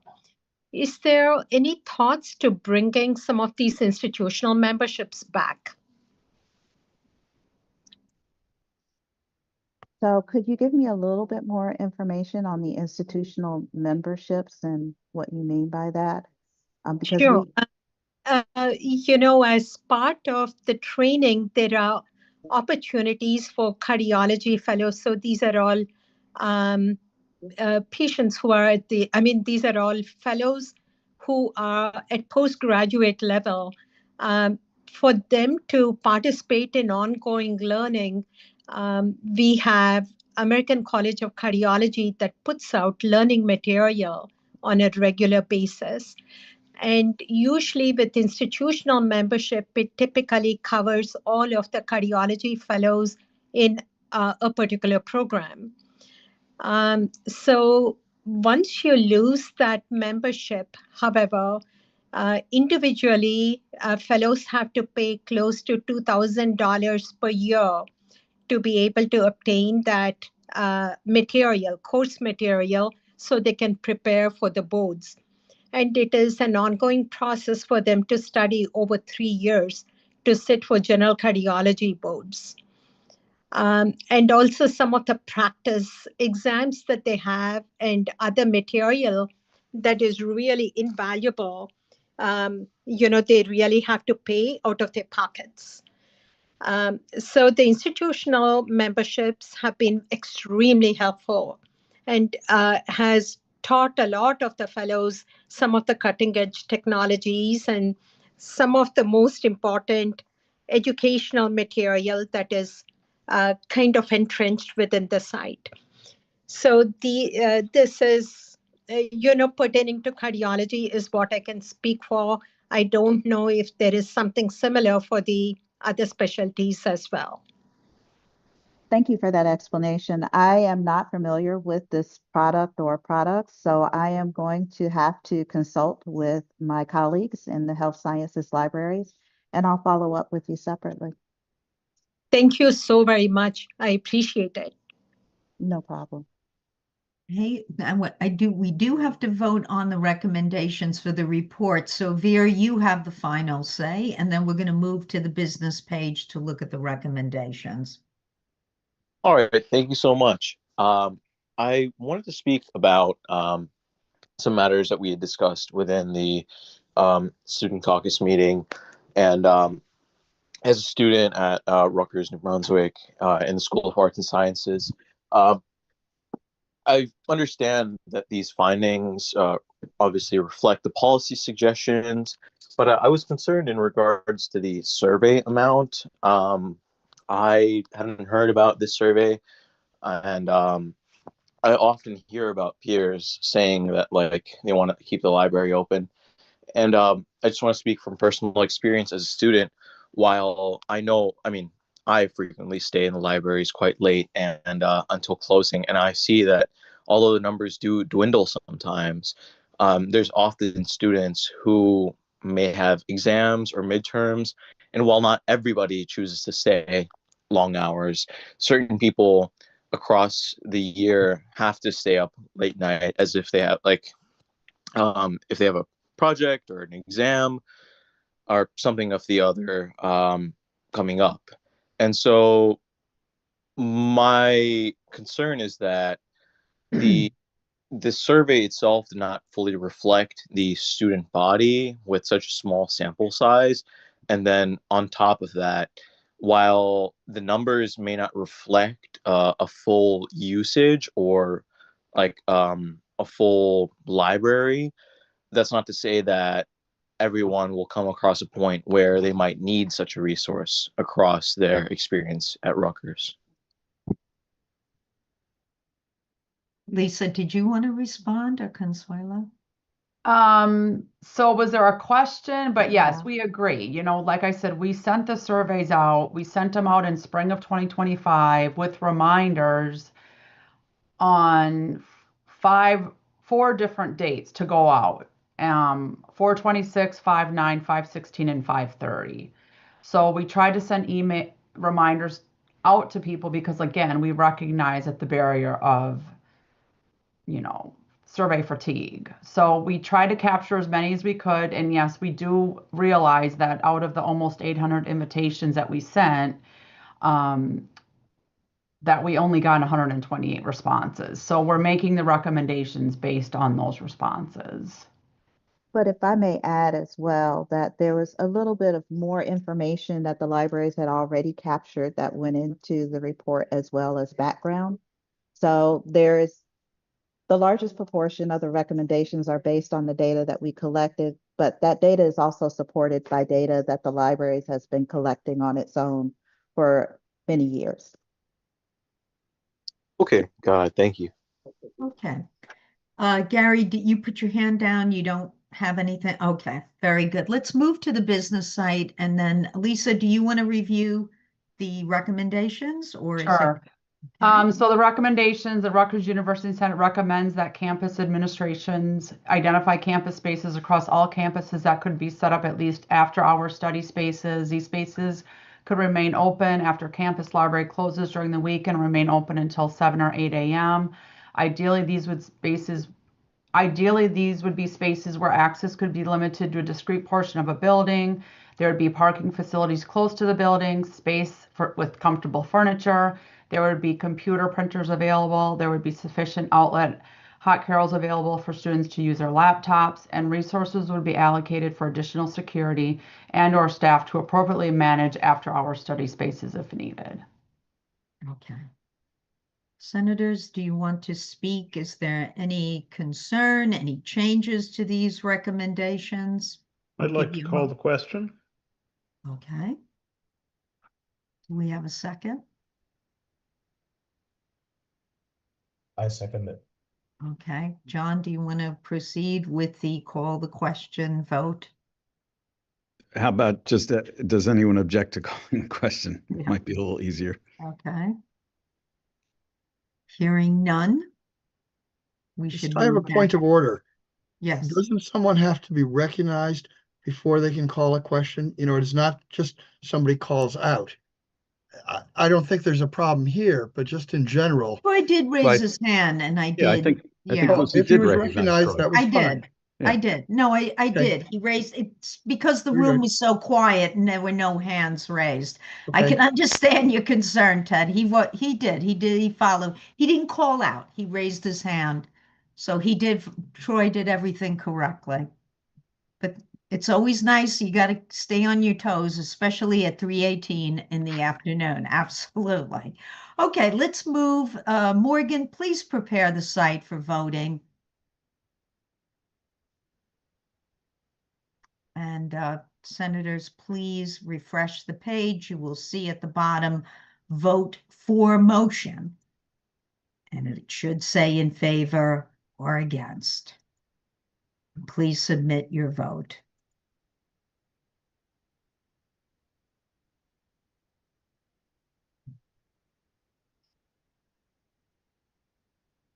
Does anyone need any additional time to vote? Okay, hearing none. Morgan, you may close the vote and post the tally. And we're still a quorum, by the way.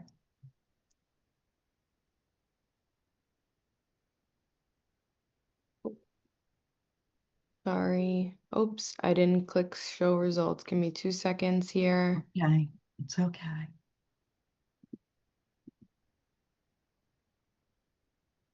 So it passes 73 in favor, 7 against.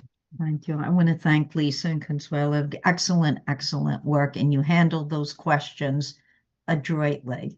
Thank you so much. Thank you all. Yeah, we appreciate all your hard work. Thank you.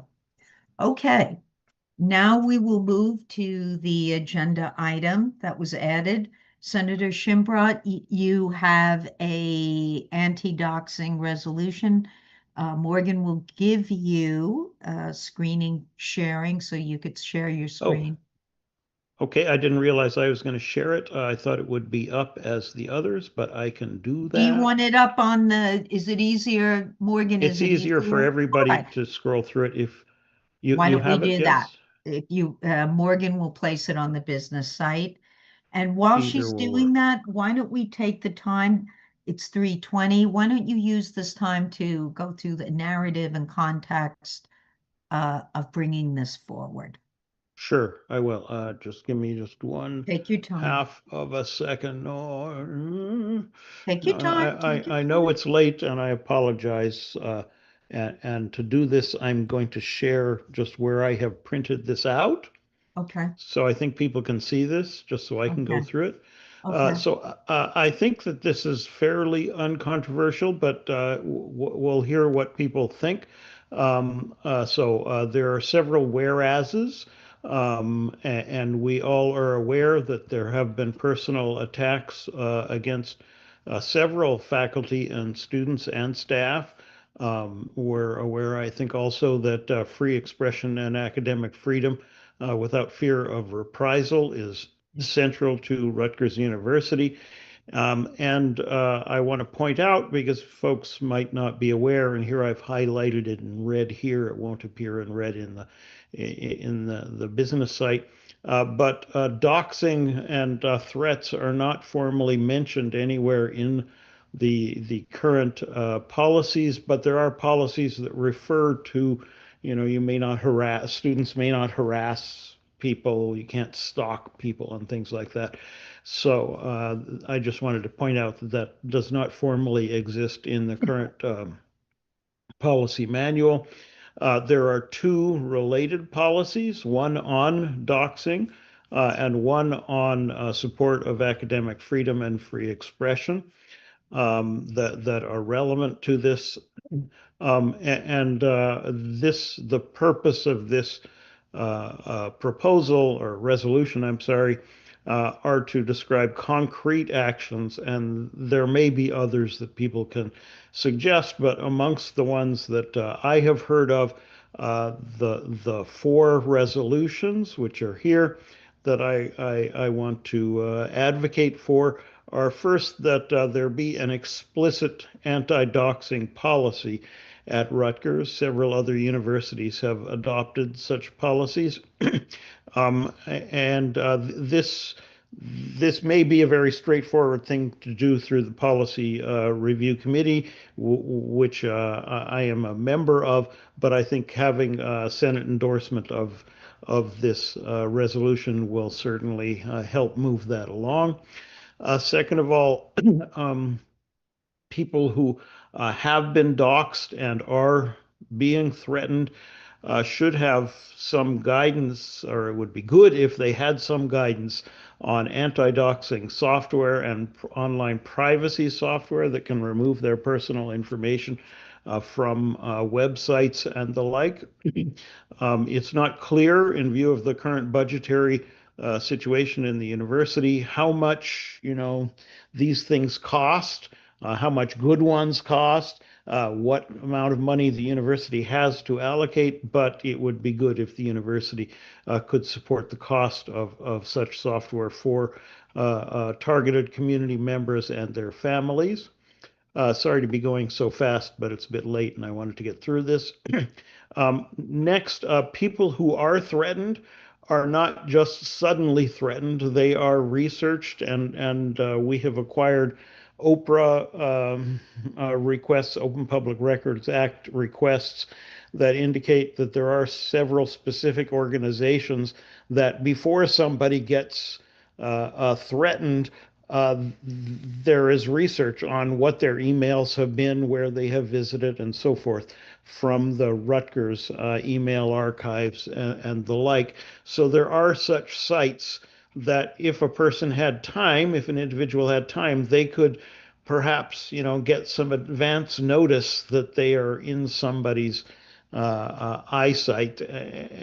But we all have other things to do with our lives, so I would like it very much if a suitable organization, perhaps within Rutgers OIT, were designated to monitor these sites and find out, oh, this person is suddenly on their radar and may be subject to threats in the future. And I have suggested here that the individuals themselves be contacted when there is such advance notice, the RUPD, and a couple of committees in the Senate, so the Senate is made aware. I'm not adamant that these be the committees, but they seem the most appropriate. And last of all, as we know, people who have been threatened have to seek out ways of doing their teaching and research without physical confrontation. And Rutgers has been very helpful, as I understand it, in providing remote work and other alternatives for security for such people. But we don't actually have a policy. So in principle, a person could be, could feel that they are required to show up, even though they feel that it would be dangerous for them to do so. And so I wanted to see a policy that is formalized to codify what we are doing, because Rutgers is a good place. So that's my summary. I'm going to stop sharing, and I believe, is this now on the business site, Morgan? Morgan, do you have it on the business site? And that would be good, Troy, if you can stop Okay, sharing. let me stop sharing, because that was Yes, an awkward way to it's do it. there. Right. So we'll move this to the floor now for discussion. Please raise your hands. Do you have any? I have Senator Scott. Let me. So the question I have is with respect to the resolved point about some suitable organization monitoring some different sites and then potentially reporting to 4 different places, including 2 committees of the Senate. So what I want to say is, I don't know what I don't know. I have not been targeted myself, but I am not sure that I would necessarily want some organization monitoring on my behalf, informing me, being required to inform other entities. There is an element where I think sometimes people want to have more control over how this is managed, and we would not want to infringe on that. I also I have a hard time managing the mechanics of this and who that suitable organization would be. If the first plank is to develop a policy, right? And we have reps on the policy board, right? Perhaps if we just sort of held on this particular thing about a suitable organization and all of that, and that was just something that maybe the policy committee could discuss, because I imagine that there are, in fact, people at the university, like maybe Office of Legal Counsel, so on and so forth, who might have some expertise that we don't have. So I don't know, maybe Troy, you could answer where this comes from, like who is calling for this, who is asking for this, what is is this a best practice about anti-doxing policies? Has it been used at other universities? What do we know about it? Just so we don't because we all want people to be safe. We all want to encourage academic freedom, but we also don't want to do harm by just, creating new structures that could possibly be counterproductive. Troy, do you want to respond? Sure. So I'll respond as best I can. I'm happy to entertain amendments if we can do it in a shortish amount of time, given that it's 3:30 already. But the questions that you raised will, I think, be addressed by recognizing that this is a resolution by the Senate, whose job is to advise the president, as I understand it. And so I didn't feel like I should tell the president, oh, we should have this office do that. I thought that we should say we would like some suitable office to do this. I'm pretty sure that there are people in OIT who have the wherewithal to do it.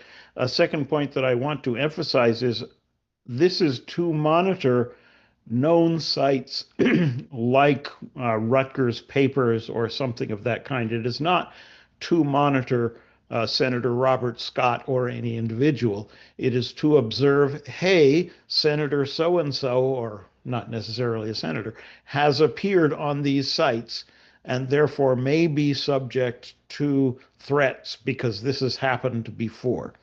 Yeah, so those are my key points. Did I miss anything? Senator Scott, were you asking for an amendment? Were you motioning for an amendment to remove that? Just for clarity, that's why I'm asking. Am I recognized now? Yeah, yeah. Okay, so based upon Troy's response, yeah, I really don't want someone monitoring and so I would move to strike that particular be it resolved, which is not to say that can't happen, but let that come from the policy committee if they think it's appropriate. So I would strike the bit about a suitable organization monitoring sites and reporting to Senate committees and so on and forth. I would move that. So John, now we're going just we You follow need a the second. rules. Yeah, We you need need a a second. second on this, please. Okay. So now we're going to open the discussions to this amendment. On the amendment itself. Right. So how do we handle stack? So I would ask people, I'm going to write down your names so that I can come back to you, because what we're going to do, I promise I will come back to you, but we're going to discuss Senator Scott's amendment. So give me 2 seconds. Which, in response to Senator Haley, the amendment is to strike the entire, as I understand it, section having to do with monitoring of organizations. Is that right, Senator Scott? You want that entire section struck from the document? Yes. Yes, and that is what I seconded. Can you please read exactly the words that you want removed, please? Just a second. It's the penultimate resolve statement. I move to strike resolved that a suitable organization be designated to monitor sites that are known to identify Rutgers scholars for their exercise of free expression and promptly communicate relevant information to the individuals themselves, to the RUPD, and to the Senate Committees on Access, Belonging, Inclusion, Diversity, and Equity, and Faculty Personal Affairs, and strike all that. Gotcha. Okay, so now all the hands that are up, I wrote down the previous hands. It's to discuss, to open the discussion on this amendment. Norman, is that right? You're here to discuss this amendment? Yeah, now I am. Go Now ahead. I am. Go ahead. Okay, I would oppose, and this is one of the few times I think I've ever opposed anything that that Rob has put forward. I would strongly oppose this amendment precisely because this kind of monitoring, since the groups and organizations we're talking to operate to create a climate of fear, and they also operate as bullies, their knowledge that this is being done would be a significant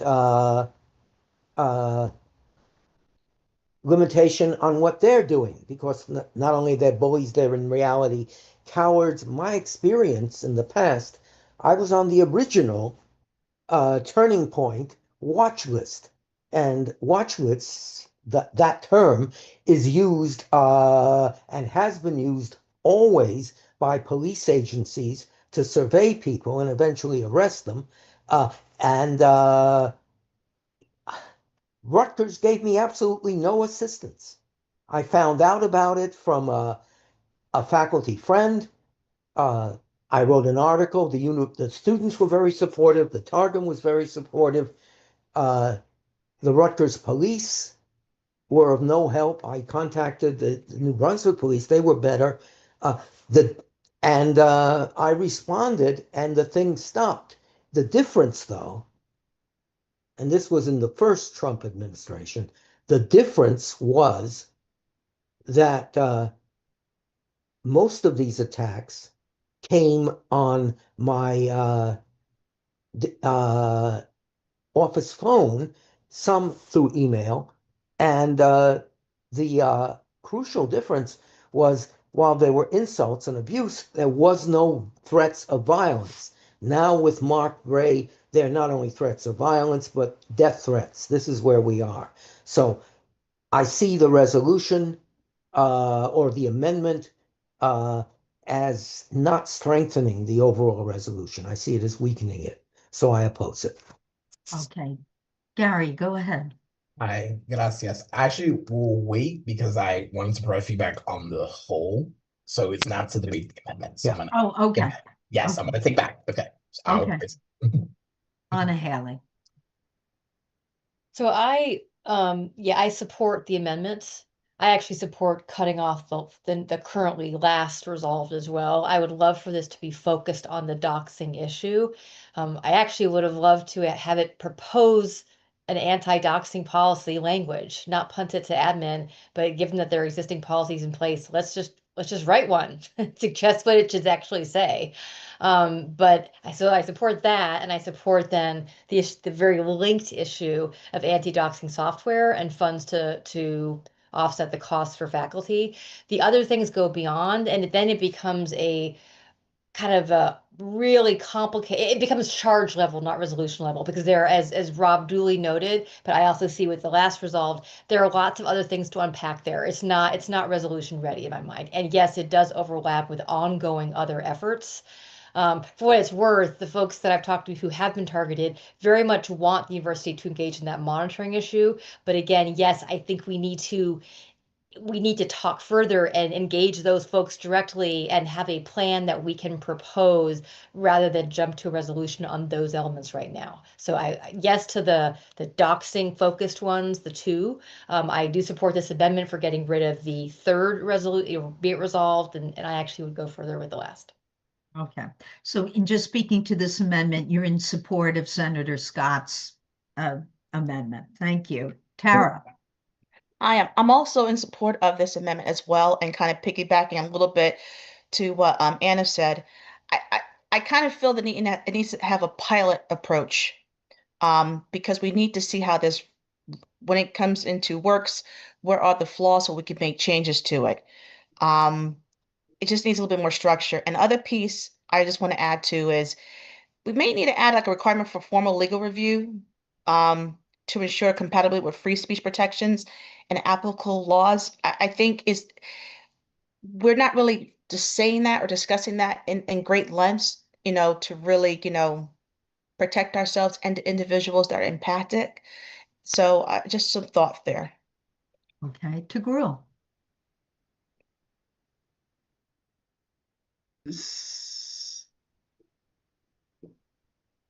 Sorry, my camera didn't open. Trying to turn it on. Okay. Yeah, I would like to speak against these amendments. I think as it's written, those resolution resolved sentences are good. And let me tell you why. Every time I speak in the Senate, I get a text message. How are you doing? Do you remember me? I'm Michelle, or something like that. Weird messages. And also, I'm getting emails, and that goes through the OIT's security filters. Very weird emails. And I'm wondering, even if this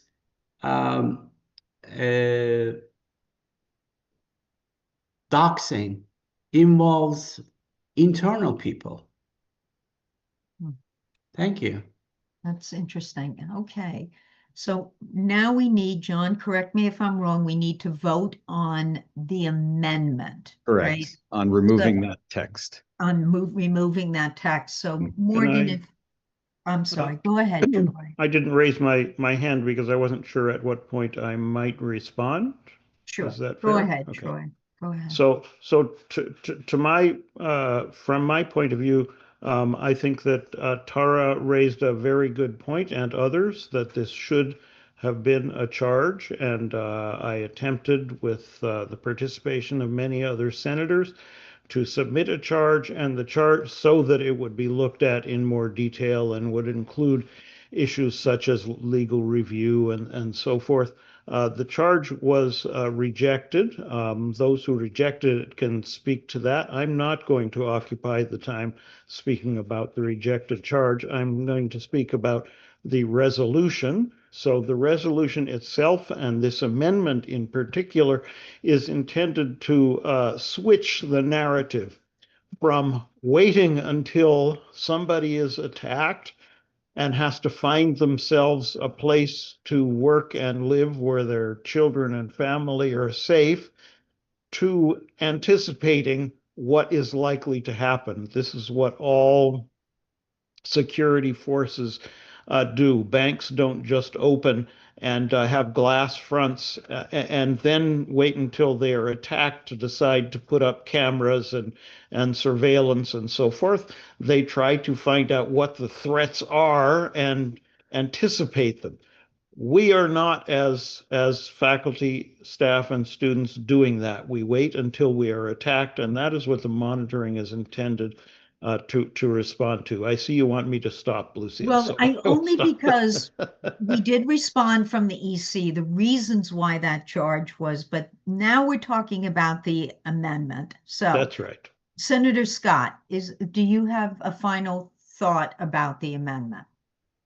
Well, I just wanted to respond to Troy's words about the submitted charge being rejected by the EC. So, and I think this is a really important thing to say. I'm new on the EC, and one of the things I said is, hey, like anytime we see a charge, we need to give a substantive response. Simple rejections are not okay. Right. And Chair Foster, to her great credit, said absolutely, and that is what we always do. So every single charge that went before the EC got a response, sometimes accepting the charge, and sometimes sending something back to who proposed the charge of here is what would do. And so explicitly what happened in this case was a request for a more narrowly focused charge, really, and as I recall, it was focusing specifically on the issue of a doxing policy and specifically on the issue of FOIA requests. And the reason for that was because there are many efforts going on about this, and there's a certain wisdom to a kind of coordination and focus and not taking on something that is too large. So I think the resolution that Troy has brought here is, excellent on many levels, and as amended, I would support it. I just think we need to refrain from too much. And I also think it would be very good if we had a charge that was on the specifics of, hey, what do we think should be in a doxing policy, right? And in a sense, some sort of monitoring could be something we could Point of order, we're talking about the amendment. Right. Yes, So we are talking about the amendment, and I'm speaking to the amendment by responding to you because I think you saying that the charge was rejected was, in your view, considered somehow germane to the amendment. But Right. if I'm out of order, that's fine too. No, that's okay. Let's stay on target. We absolutely did what we were asked to do from the EC, but right now we're talking about the amendment. So before we move to vote, Tara, did you have a final comment about the amendment? Final amendment, I want us to proceed with the vote today, but I also want us to go back to revisit the legal review piece. I just think that I don't want to scope creep this amendment today. I want us to vote. But I think if someone would acknowledge maybe going back to reviewing the legal piece, I would appreciate it. So that would be a motion that you're making for that. But we have to complete this piece. So Yes, ma'am. Morgan, do we have these business site? I'm going to pull it up on mine. Do we have it with the language? We're just voting now on the amended language. Yes, it has the correct language from the amendment up on the business site. Okay. Just waiting for the go-ahead to vote. So you let me know. Yes, I think we need to vote. Okay. It's 3:44, so we're almost at time, and we want to make sure we get our work done. And to be clear, what we are voting on is not the entire amendment, but the entire resolution, but the amendment Just the to amended. remove the monitoring part of the proposal. That's right. So So we're voting not, is a vote to remove. right, we need, it's to remove. Let's read that sentence. Morgan, it should say just the sentence, not the whole document. Oh, just remove. Okay. Apologies. No, that's all right. We're just voting on the amendment. We're not voting on the entire document. Okay. Apologies. Give me 2 seconds. It's okay. I think it's okay. It says we're voting on the amendment, and it doesn't have the thing in it. So this Okay, is it just doesn't have I think it. we All can right, vote on so this. Respectfully, I disagree.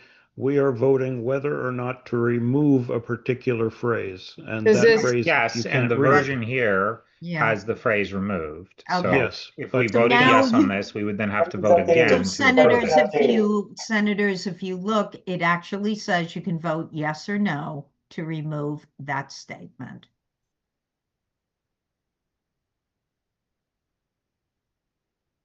Okay.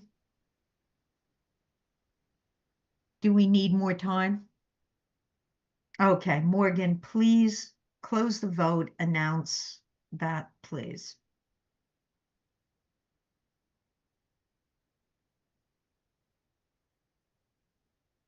So it's 53 in favor, 17 against. So it passes. So now, Morgan, you're going back to the main motion, just removing that text from it. Correct. Thank Good. you. Thank you, John. Thank you. Now, Gary, I know you wanted to speak. Go ahead, please. And then we're going to go back to something Tara had mentioned. Go ahead, Gary. Wes, I appreciate it. And I'm going to be respectful of time because I think I know where I stand on this specifically. I think just two questions to point out as we reflect and decide on this. And the point about Rutgers community members and their families, within that, are we including students who have also been doxxed? As a student organization, student advisor, I've had students from certain organizations that have been doxxed, that have experienced this. So that's something that I also put in relation to that thought process. And I think the second one, just for feedback, in relation to the last part with the resolve suitable organization, with President Tate's already declaration of the Office of Civil Rights and Equity, as a potential space to think about this. But also I want to keep in mind that since this is an exploratory kind of resolution to how this is going to be done, it's just comments that I provide, because I know that this can go many different other spaces. So, and thank you, Trevor, for confirming 100%, not only for faculty, also I want to say for faculty, also staff included, all of that, because I also know that we have some staff that are union, some that are not unioned. And I think that has to be just clear just in case, and also be respectful of time. So thank you very much. I relinquish the rest of my time. Okay. All right. Katie. Hi, everyone.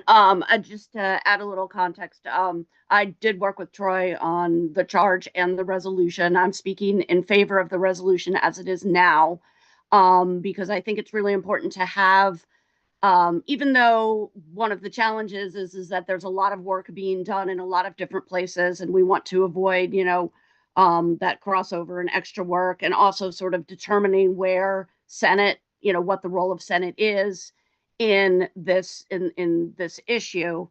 I think that this resolution could lead to, I'm sure it doesn't preclude us from, maybe going forward with charges that are, more specific, as well as it shows support for the groups that are actually doing this work as well.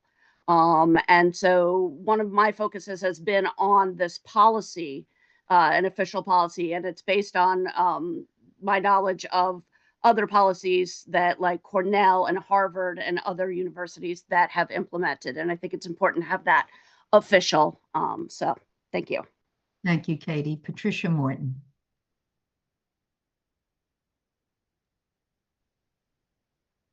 Yes, although this isn't perfect, I think we need to pass this resolution. I was doxxed before the term was being used when I was working on stem cell legislation.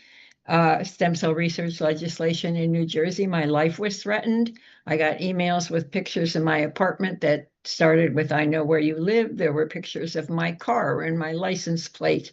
So we may want to perfect things later, but I think an official policy by this university is absolutely essential. Thank you, Senators. Senator Michelle Gittleman. Oh, hi, thanks. There was something about this, obviously, doxing is horrible. There was something about this resolution that made me uncomfortable, and I think it's that a policy locks you into a response that may not allow for a case-by-case assessment, and I'm not sure a policy will protect people or will lower the threat. I'm in support of any process that protects people and lowers the threat. I feel that it's very likely that the world we're in 2 years from now is going to be extremely different from the world we're in today, and that such a policy might be used in ways that we can't foresee. So I don't know enough about the legal subtleties of this at all, whether such a policy could be folded into the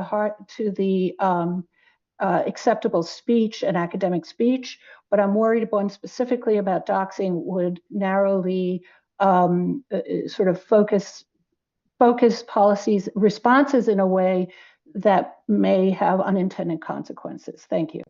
Thank you, Senator Tagruel.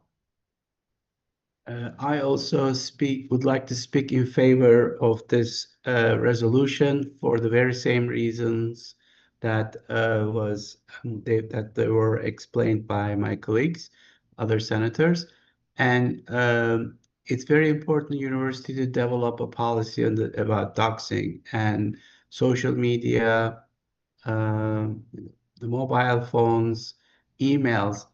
I think I was told by my experts in IT that the email is very easy to fix it, and somehow that certain individuals will still get that kind of emails. So I think that as a follow-up, Rutgers should run an audit, maybe speak with the OIT personnel in private and ask them whether that they're aware of any practice to target any Rutgers community members, specifically through emails. That would be an excellent approach. Even if the word of audit gets out, and I'm sure that's going to stop. Thank you, Troy. Yeah, I just wanted to close by saying that I agree 100% with what Senator Gittleman, also Senator Ozell, have said. I think that it is important that we develop concrete steps that can actually affect people's security. And this I would view as a first step. Yeah, we should say there should be an anti-doxing policy. Sure, that seems like a shoe-in. Of course, we should do that. And I hope that the Senate will play a significant role by itself in developing university-wide policies. I appreciate the things that faculty councils are doing, that the unions are doing, and so on, but they are different from the Senate, and so I think the Senate should take on a charge. I was not successful in writing a charge that would pass muster, and so I hope that other senators will step into the breach and write a charge that captures the sense that we have heard people speaking of so far. Thank you. Yeah. Norman, you have the final say. Okay. I also worked with Katie and Troy on the development of what is now the resolution. It is really important for us to pass this resolution. The resolution is a beginning, a major beginning on what is and will continue to be a crucial issue, defending academic freedom from attacks that, as we have heard, have taken the form of the kind of thing that Nazi stormtroopers did, literally before Hitler came to power, against university professors, against all sorts of people who were part of the arts, sciences, and professions. This is a beginning.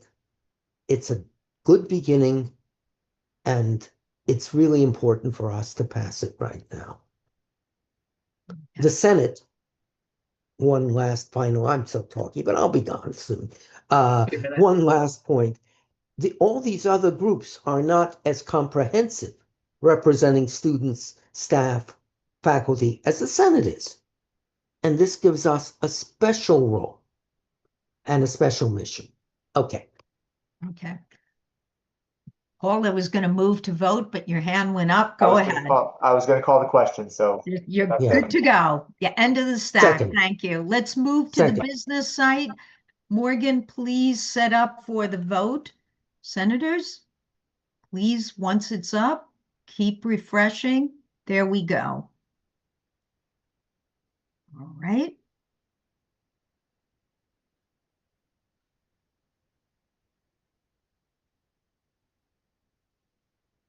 Have we all had a chance to vote? Okay. Morgan, I think everybody has had a chance to vote.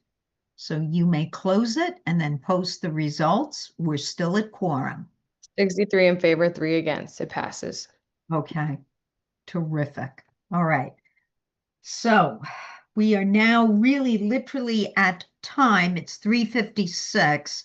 I think we just have enough time to get the EC report from our vice chair. Wendy, would you like to do that? Lucy, good question. Oh, I'm sorry, Tara.